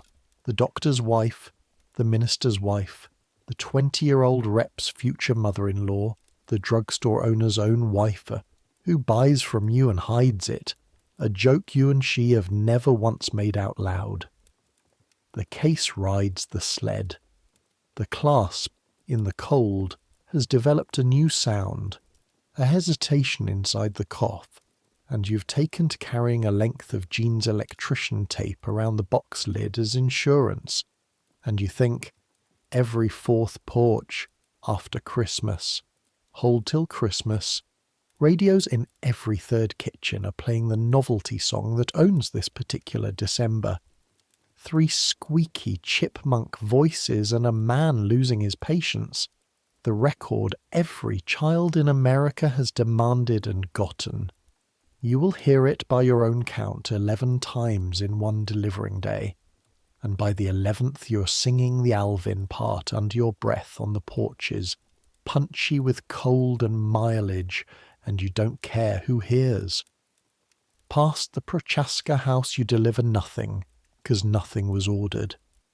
But their column has its small ink again, Stan on long runs since fall, and as you come down Grant with the sled on the evening of the 11th, the porch light is on, and Lena is on the step in her coat shaking a rug, and she calls across the snow easy as summer, "Marjorie, you'll freeze." And then, as if it were nothing, as if there had never been an August, come by after New Year's, Mamma's about out of the talc and I want to look at the spring book when it comes. You call back that you'll be by, the mail, the Tuesday, faithful and unashamed, and go on, and neither of you will ever in this life mention the door that didn't open, and the snow squeaks under the runners, and that is the whole scene. It is one of the best sales of your year. There is no place to write it. The brawn delivery you save for the Saturday before Christmas, and you get Jean's Ford for it. The plant is dark Saturdays now in the good way, the recovered way, and Jean drives you out the Bethel Road himself with the heater roaring, and waits in the car with a radio and a cigarette, at the foot of the lane, out of sight of the porch. You asked it of him, and he squinted at you and did it. and there may be no better one-sentence portrait of your marriage this year than that. He drove and he stayed out of the doorway, because the doorway is the transaction.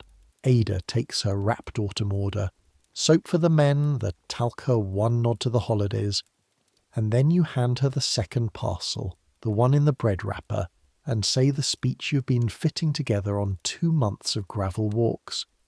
That the company's dropped the shade, that it's foolishness, and you said so in a letter upstream. That here are 3 tubes, dead stock, bought at cost, and you name the cost to the cent, because to this woman roundness in a number is the smell of a lie. And that's 3 seasons. And by the 3rd one I'll have worried the company into something close, or I'll have the girls in 4 counties hunting old stock, and either way, you won't go without. I mind my accounts. Ada Braun looks at the 3 tubes in the bread wrapper for a long moment. Chickens complaining somewhere, the windbreak hissing with snow. Then she looks at you, and in the pale eyes there is something that in any other face you would call being moved, and in her face you will call, to your grave, respect. And she says, "You counted my seasons. I counted your seasons."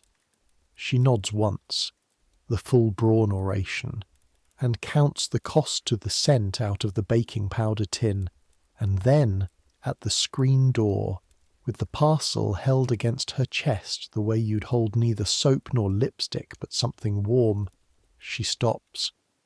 "The boy's home Wednesday," she says. "Christmas Eve, we'll be at Bethel, the whole pew of us." A beat, the thumb still on the door frame. "I expect I'll wear it." All the way back down the lane the headlights make 2 long golden aisles in the falling snow, and Jean, pulling out onto the road, says, "Good customer," and you look out at the ridge going dark over its buried fields and hear yourself say, "The best I'll ever have." And he doesn't ask you to explain, which is one of the several reasons you married him. Iris Tillman's delivery is the 23rd. You come up Cherry Street in the blue 4 o'clock dusk with her little order. Decorated soaps, gifts for the mailman and the paper boy. She gives to the men who come to the door. Of course she does. You could have predicted it from her file. And before your glove reaches the bell, the door is already opening, radio going warm behind her, and you see in the first half-second that you are not being let into the usual visit.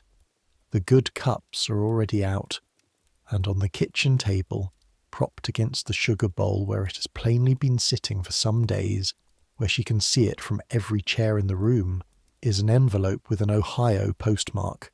"My sister writes," Iris says in the tone of a woman remarking on the weather, and then has to sit down. "It came the week of Thanksgiving, 7 months silence out of Marion, and then 4 pages both sides. In a hand Iris says has not changed since Coolidge. You are not shown the pages, and you do not ask, but you're told, over 1 hour and 2 cups, the one thing that matters and one thing more. The thing that matters. Cornelia has proposed. Iris slides it across the table like a bid at cards.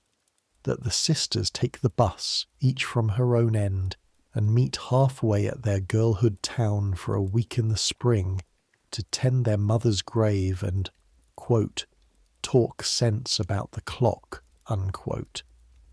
The thing more delivered while looking at the radio and not at you. She writes that she'd carried her letter to me around in her handbag since summer. Hadn't the nerve to post it. A pause as long as 4 months. 2 old fools with the same stamp going soft in 2 purses. Another pause. Walter would have laughed himself into a coughing fit. She has never asked you what you did with the letter that April morning. Hip, icy corner, you pass right by. And she does not ask now. But when you leave, she stands in the doorway with the porch light on, out of the warm, longer than a 66-year-old widow with a hip has any business standing in a Christmas week cold, and she watches you all the way down Cherry Street. You hear the storm door close only when you turn the corner.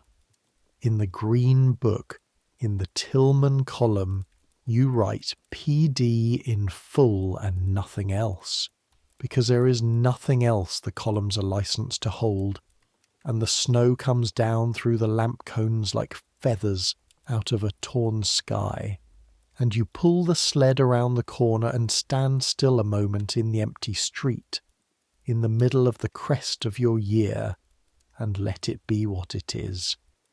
Every door on the route, one last time, each with its year standing in it. This is what the company calls the Christmas campaign. There is no column for what it actually is. There has never been a column for it. Not since a book salesman in 1886 first noticed which of the things he carried actually opened the doors. And you would bet the whole flour tin that his first agents knew inside a month exactly what it was they were really delivering, and wrote PD in their ledgers and kept it to themselves, every one. The last delivery of the year is 14 Birchwood Lane, on the afternoon of Christmas Eve, and the clasp chooses its moment the way clasps do.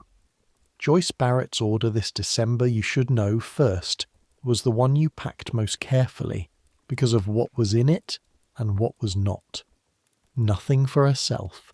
Not one thing. The woman who all year bought the good lipstick, the cologne, always something, ordered for December a boxed cologne set to be shipped ahead to her mother, 2 states away, and one man's gift set.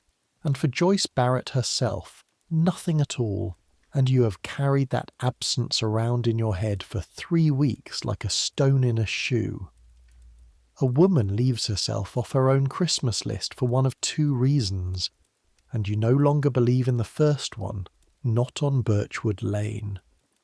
The snow has gone to a fine, dry powder that squeaks like styrofoam, and the addition on Christmas Eve is at its most achingly itself. 40 picture windows, 40 trees lit blue and gold and bleeding colour out onto the white lawns, the whole street looking like the cover of a magazine that does not take letters from readers. You come up the shovelled walk, his shovelling, ruler straight, of course it is, with the parcel under your arm, and on the top step in the cold, with your breath standing around your head, you shift the case to reach the bell, and the brass tongue of the clasp, 11 months tired, taped over and coaxed since Thanksgiving, gives up its ghost entirely. The case yawns open off your hip. The tray goes. 40 sample lipsticks, the little white bullets, leap into the dusk and rain down over the step. The walk, the snow, white on white, some diving deep, gone. And the powder compacts skate off under the shrubs, and the whole 11-pound kingdom of your year is suddenly lying scattered across the most immaculate doorstep in the county at 4:40 on Christmas Eve. The door opens before you have even knelt, and Joyce Barrett looks at you, at the sprung case, the seeded snow, your face, and something opens in her own face that you have not seen in 8 months of second Wednesdays, and she says, "Oh, no," and laughs. A real one. It gets away from her before anyone can approve it, bright and undone, and then she is down on her knees on the cold step beside you, no coat, in her Christmas apron, digging lipsticks out of the snow with both bare hands. For 3 or 4 minutes the two of you, gloved and bare-handed, kneeling heads together, harvest the samples like potatoes out of the drifted step. She plunges after every dimple in the white, holds up each retrieved bullet with a small triumphant huff of steam, plants them by 2s and 3s back into their cardboard racks, and there is no transaction anywhere in it, no schedule, no doorway between you, and you laugh, and she laughs, and the blue-gold light of her tree spills out of the open door over the snow and both your ridiculous kneeling shadows. It is the closest thing to social equality that has happened on this doorstep, on any doorstep of this route, all year. Two women on their knees in the snow, hunting lipstick, laughing white breath at each other in the last daylight of the year. The last bullet found, 38 of 40.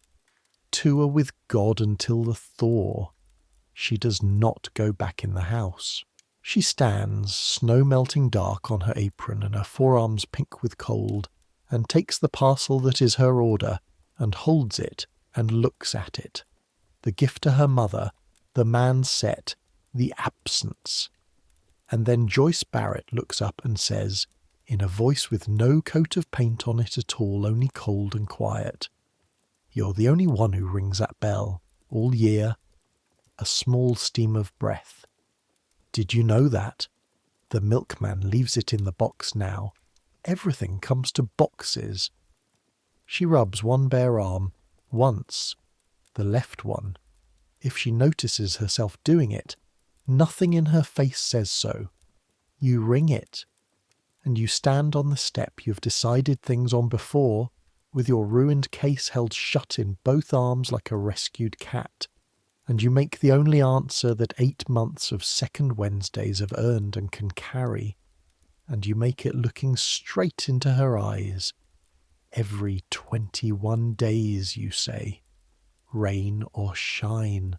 That's one thing in this world you can set a clock by, Mrs. Barrett. "Joyce," she says. The porch light comes on above the two of you. Automatic, dust-triggered, the modern kind. The whole addition is flickering on around the street, house by house, on timers, nobody's hand at any switch. But you will walk home through the squeaking snow with your broken case in your arms, sled rope over your wrist, the whole crested, spent, delivered year at your back, remembering one bell out of 91 that a woman told you, evenly, in the cold, only you still ring, and the tape holding the case, and her saying her own first name on the step like something given, not spent. That is the crest. That is what there was to see from the top of the year, and now gently, because it is late, and the snow is still falling, and the deliveries are done. The year starts down the far side, and the story goes down with it, slow, the way you'd walk a dark stair you know well. January in a territory is the quietest month God makes. The brochures go thin and sensible, cold creams, practical soaps, the year's modest new number for the new year, and the doors, having opened every one of themselves in December, rest. Nobody buys in January. Ruth says it every year at the January meeting, serene as an almanac. January is for the book girls. Collect what's owed gently, call on your best, rest your feet, and get your account straight. The route needs to miss you a little. The snow lies deep and blue-shadowed on the lawns of the Addition and the sagging porches of Grant Street alike. Great impartial January, and the town pulls in on itself around its stoves and its paid-for Christmases, and for the first time in 11 months your Tuesdays have slack in them.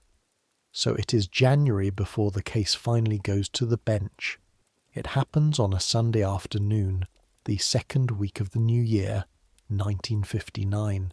The kids are on the floor with the funnies and the radio is low, and Gene stands up out of his chair in the unannounced way he does everything and says, "Well, bring it then," as though continuing a conversation from 10 minutes ago rather than from a November night's box scores, and you fetch the case from the hall and follow him down the basement stairs into the smell of his own kingdom.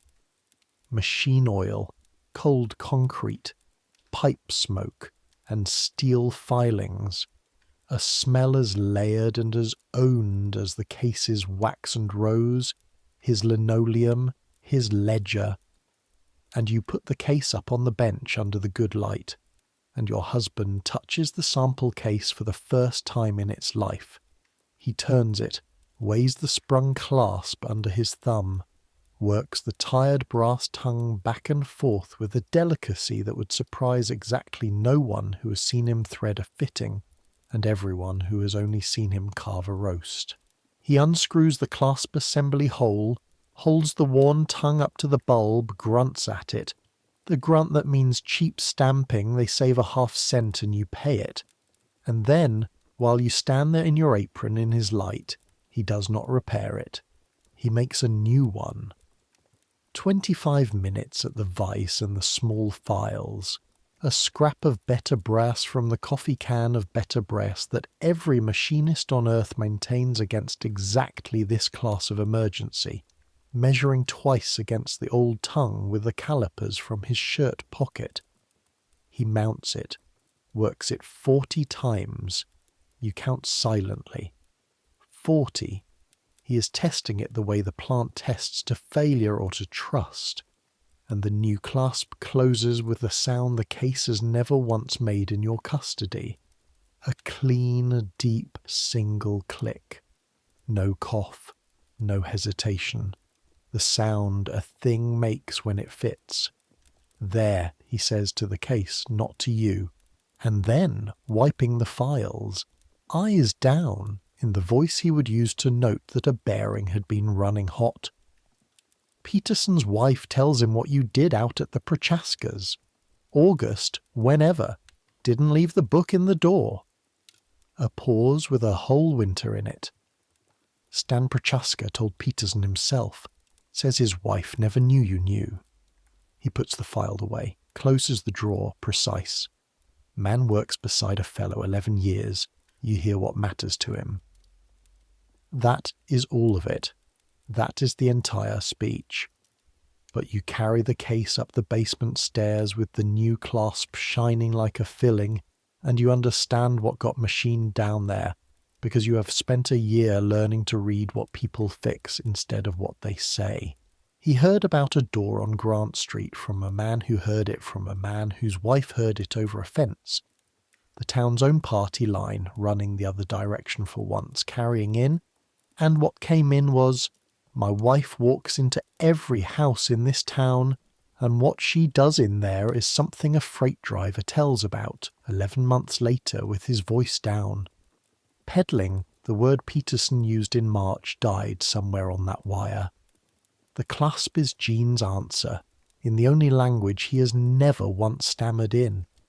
He has joined the enterprise the way he joined the marriage, without a speech at the bench to tolerance. You count the flower tin envelope that same Sunday night at the kitchen table, while he pretends to sleep in his chair. With December's commissions, the great crested month. Paid out through Ruth in the first week of January, the fattest single check with your name on it that has ever existed. The envelope holds $261. You sit with it a long time, 11 months at $50 a campaign, something like 900 porch climbs, 200-odd cups of other women's coffee, 11, one is still to come. 11 walks out the Bethel Road with the Poles for company. $3 of it went out in June to hold the grocery line and was never spoken of again, and the missing $3 are, if you are honest over the sleeping radio, the line of the whole ledger you are proudest of. 261.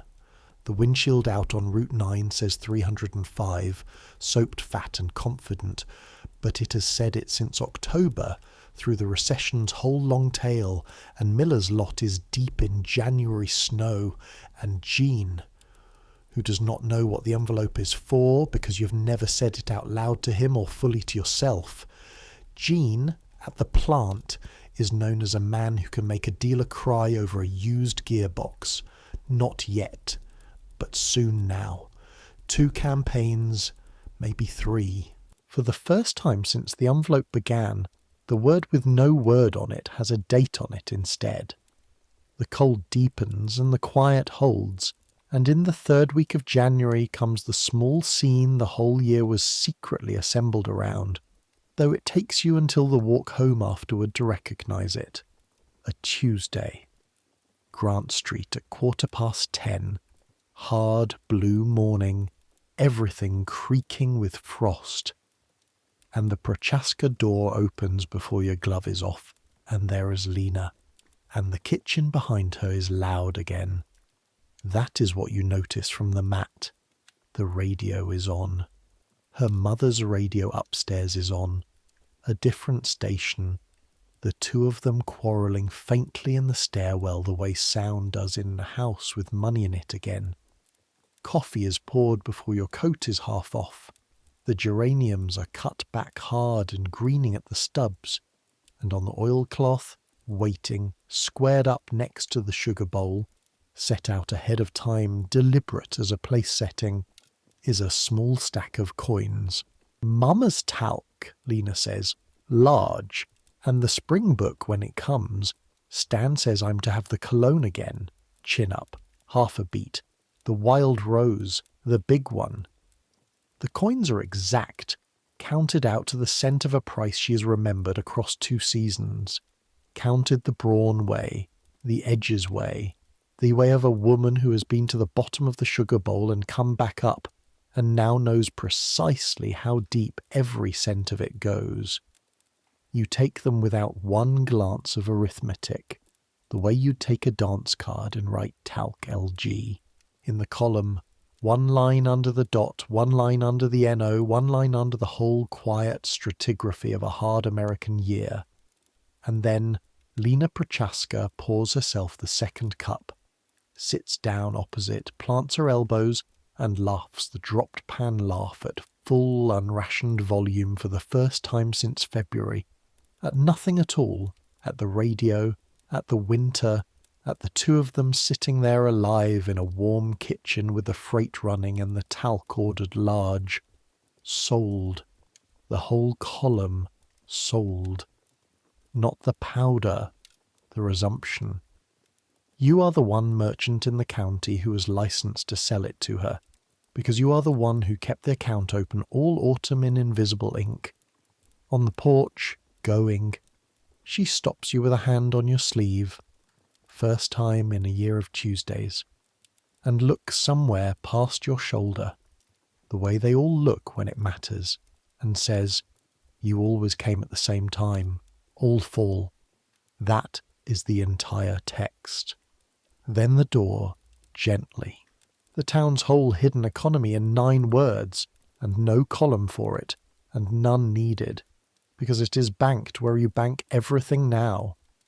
You walk down Grant Street with the case swinging its new deep click at your knee, and you're not tired at all, and the snow blazes, and it comes to you, simply in the cold, like a figure settling at the foot of a column, that this January morning, 70 cents gross, 4 cents to Ruth's district ledger, and pennies to your envelope, may stand as the single most profitable call of your entire commercial career.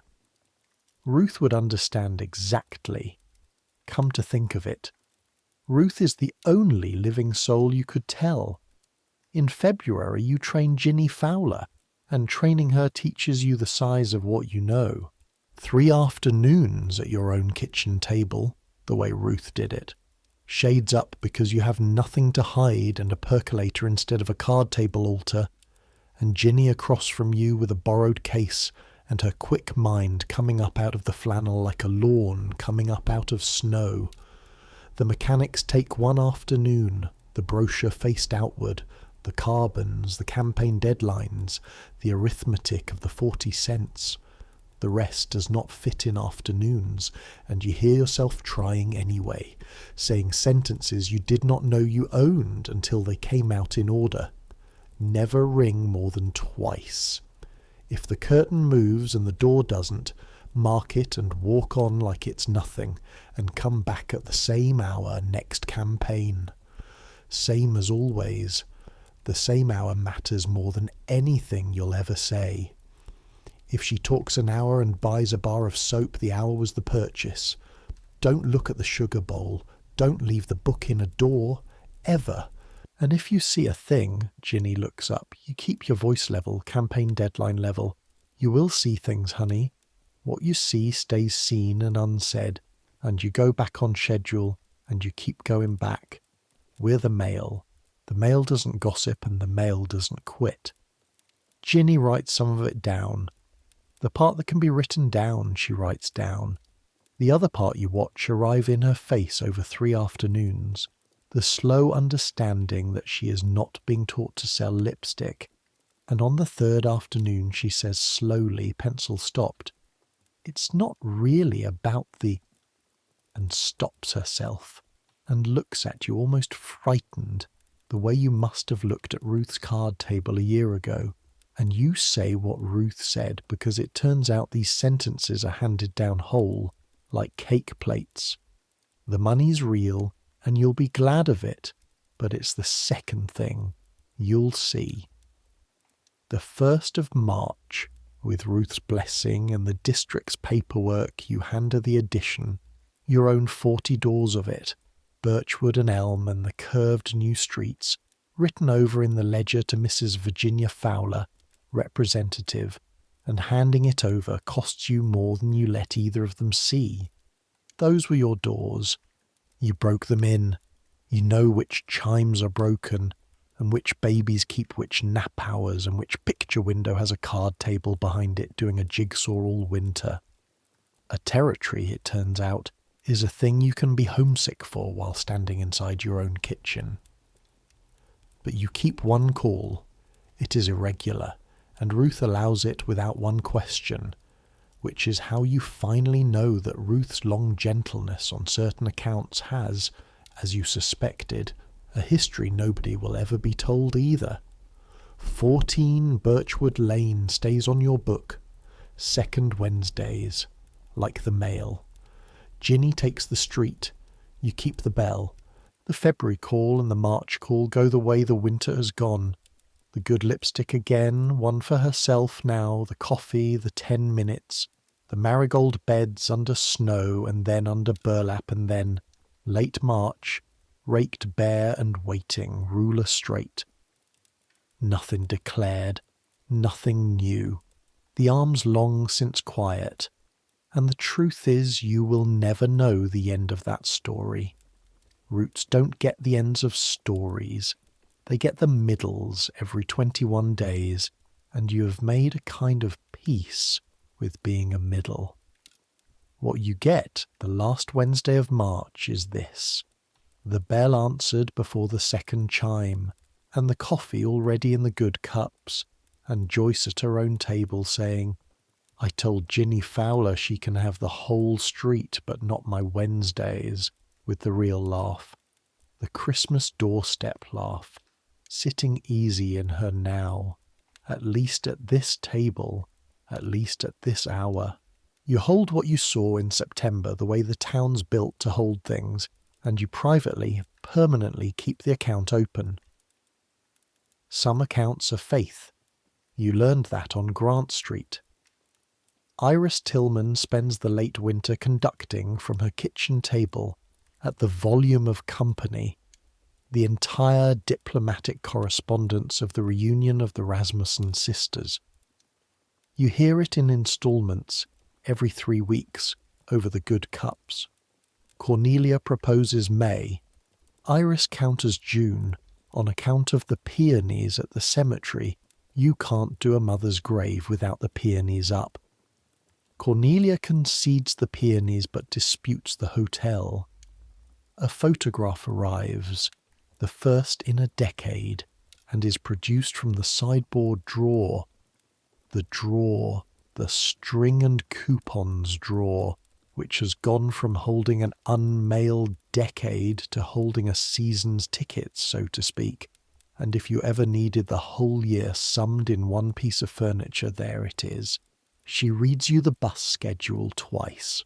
Marion to Lima, Harmon Falls to Lima. The sisters' arithmetic converging on a depot halfway, in June, after 11 years.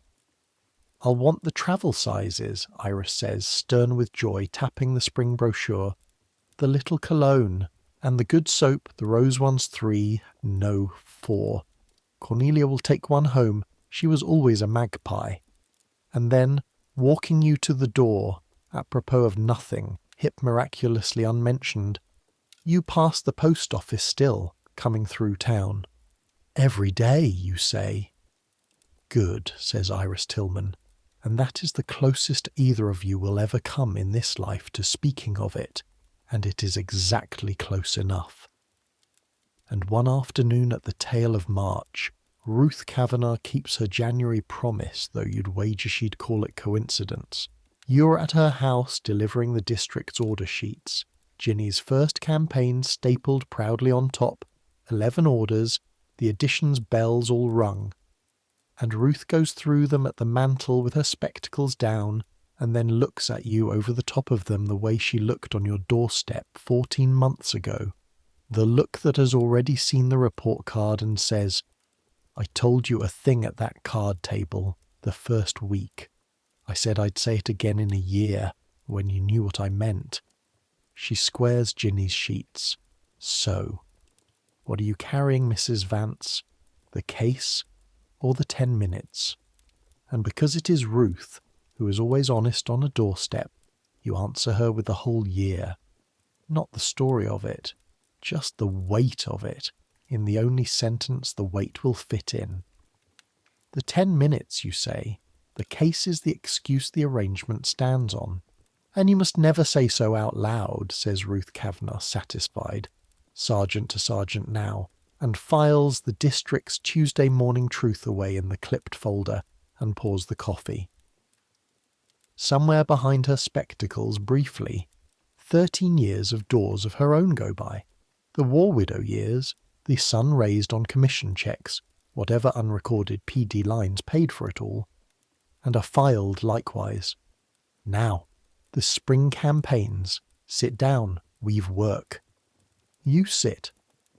Outside the window the snow is rotting off the lawns at last, and the 1 year this story promised you, one woman, one territory, is coming around full, the way years out here do, not with trumpets. With thaw and order sheets, and the smell of coffee in a front room where the folding chairs are stacked against the wall, waiting for the next 11 women. The car is bought on the 4th of April 1959, a Saturday in the mud season, and it is bought the way everything in this family is now done, as a partnership with the labour divided by trade. You empty the envelope on the kitchen table on the Friday night. $294 by then, 14 months of porches, and you finally say the shape of the thing out loud in your own kitchen. The gunmetal Chevrolet on the back row at Miller's, and the Bethel Road, and the rural boxes past it that the last girl never got to, and the simple arithmetic that a territory with wheels under it is half again the territory it was on foot. Gene listens with his coffee cup quarter-turning stopped halfway, and what he says after the silence finishes its work is not any of the sentences you had braced for. He looks at the money. Commission money, flour tin money, door-by-door money, $3 of it missing since June and never asked after, and he says, 305 is what the man's asking. It isn't what the man'll take. He stands and takes his jacket off the hook and adds, already half out the door to look the thing over before the lock closes, your money, my haggle, that's fair both ways. At Miller's lot on Saturday morning, you stand by while 2 machinists' worths of squint go over the Chevrolet, the compression listened to, the clutch ridden, the rear axle interrogated at length in a language of grunts, and then Gene straightens up and conducts, over 20 minutes in the mud, a negotiation of such flat, patient, thousandth of an inch ruthlessness that you nearly feel for Miller, and the soaped 305 dies on the windshield, and the figure that shakes hands is 265 even. He counts your money out of your envelope and hands it across in your name. And Miller, this detail you will keep for good, writes the bill of sale to Marjorie Vance at Jean's flat instruction and looks twice at both of you and does it. Your money, your name, your keys. And on the second Tuesday of April, in a morning washed clean by overnight rain, you drive your route for the first time in its history, the case riding the seat beside you like a passenger, clicking its deep, contented click over the potholes, and out the Bethel Road past the Standard Station where the sidewalk quits, past pole after pole after pole, each one going by in a second and a half, each one a rest you no longer need, and you laugh out loud, alone, at 40 miles an hour, at the pure, outrageous, velvet ease of it.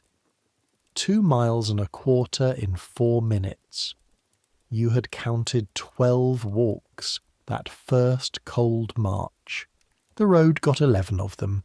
December went by Ford, and everything from this morning on goes by Chevrolet, which is, you decide, watching the ridge rise to meet the windshield, exactly what the counting was for.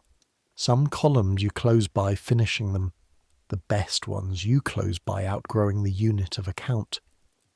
Ada Braun is on the porch as you come up the lane, brought out by the unfamiliar engine wiping her hands, and you watch her identify you at the wheel and watch the information settle. She walks a slow full circle around the Chevrolet while you stand holding the spring brochure, and finishes at the front fender and delivers her verdict with the gravity of a woman pricing livestock. 51. They made that one to last. Then the pale eyes coming up with a near smile in them, the closest thing to a benediction produced on this ridge in living memory. Well, you'll not freeze doing it anyhow. And in the kitchen, over the coffee, counting her spring coins onto the oilcloth. Bramble rose, bread wrapper, tube the first of 3. You'll be down to hunting old stock by 1960, and you have already started, and she will never know it was ever scarce. Ada asks after your children by name in order, and adds, as though remarking on seed corn, the Fowler girl, the one you schooled. Tell her the Kessler place past mine, and the Ottos beyond. Nobody's called on those women in 6 years. A sniff. Somebody ought. Somebody ought. Carve it over the whole enterprise. 73 years since a book salesman noticed which of the things he carried opened the doors, and the entire apparatus, the campaigns, the carbons, the 40 cents, the district ledgers, Mrs. Albee in her legend buggy on the New England roads, all of it, when you boil it down on a farm kitchen stove, reduces to those 2 words and a woman willing to make the walk. Quiet evenings now, with the light stretching longer, you sometimes sit at the kitchen table after the children are down, with the order book open ahead of the next campaign, and let the year total itself while the percolator ticks cooling on the stove. 91 households, minus 40 handed to Ginny with the addition, plus the Kessler place and the Ottos and the rural boxes now that there are wheels. Call it 60 doors going forward, and every one of them a standing appointment with somebody's actual life. The book has taught you to read this year, not letters. You had letters, the other alphabet. Shrinking columns and what they cost to confess. Dots and the dignity inside them. A talc ordered large. A parlour finally sat in. Coins squared on oilcloth ahead of your knock. A first name offered on a doorstep in the snow. You run your thumb down the columns the way Lena smooths oilcloth, the way Ada smooths it. The small, even unconscious motion of a woman soothing something, and what you are soothing is a town. The whole hidden, mended, held together town that only you get to see whole. Jean's step overhead, checking the children's window latch, the furnace settling. Far off, a truck on Route 9, hauling its light along the dark. The house breathes around you, and you close the book on the ribbon. And this exact hour, the ticking percolator, the closed ledger, the keys on the hook by the door with your name on their bill of sale, this is where the story of the year sets you down. Not at a triumph. At a kitchen table, rested, solvent, known on 60 porches with tomorrow's brochures counted into the bag. And tomorrow there will be doors. Tomorrow there will be coffee you didn't ask for in cups you've come to know, and a bell rung twice, and 10 minutes given and taken where nobody's counting and everybody is. Tomorrow there will be Mrs. Emmett's parlour passed at walking pace, and the Kowalski orbit, and the long new gravel past the Brawn Ridge to women nobody's called on in 6 years. But that's tomorrow. Tonight the case stands packed in the hall with its deep, clean click, and the town lies out there in the dark, holding all its doors shut softly, like a book closed on a ribbon, waiting for Tuesday. You bank the stove. You wind the clock. You climb the stairs in the dark you know by heart, and you are tired enough, useful enough, known enough. You have a route and a ledger and a name on a bill of sale. You have a husband who machines his answers in brass, and children asleep with the window latched, and 60 standing appointments with the interior of America.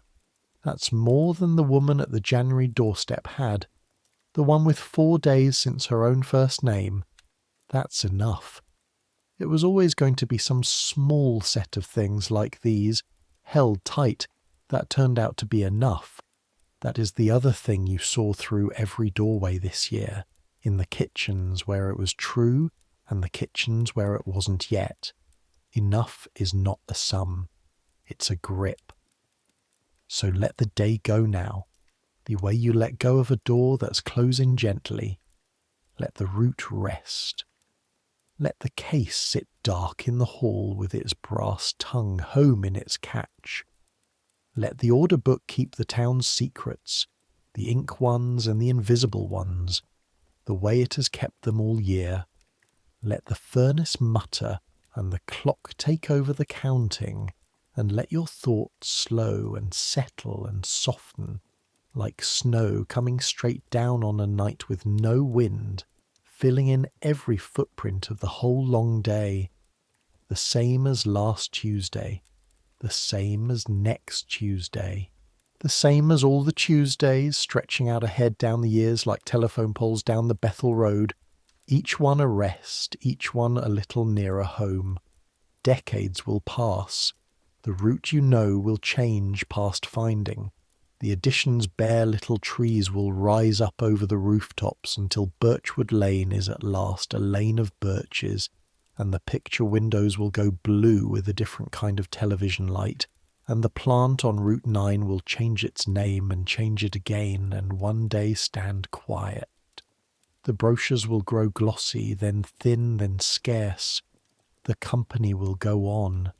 It goes on yet, a fact you may check against any morning's world, older than every listener to this story, and still somewhere on this earth tonight, putting a catalogue into a woman's hands. But the doorbells will ring less and less. The milk will stop coming to the doors, and then the bread, and then very nearly everything, until whole streets can pass a winter with no step on the porch but the parcel man's, leaving boxes for women who wave to him through the glass. Everything comes to boxes, a young woman in an apron said one Christmas Eve, in the snow, holding the year's one exception in her cold pink hands. But people will still stand at their windows at 10 o'clock on a Tuesday morning, in the richest countries in the history of the earth, hungry in the one-way riches never once have fed. Still keep one room ready for company that doesn't come. Still save the good cups. Still carry some of them for years, a letter they cannot make themselves send, and still hand it when the day finally comes, not to the tribe, but to the trusted stranger, whoever that year's trusted stranger turns out to be. Some things don't change. The doors change. The knock doesn't. The 10 minutes doesn't. And somewhere in all these coming decades, the composite woman whose eyes you've borrowed tonight sets down the case for the last time, and the green books go up an attic stair in a carton, and the columns close. What became of her? She was never any one woman, so the honest answer is the only one I owe you. She became all the things such women became: district managers and grandmothers, presidents of church circles, widows with good pensions and widows without. Women who to the end of their lives could stand on any porch in any town and tell you, from the sound of the storm door alone, how the house behind it was really doing.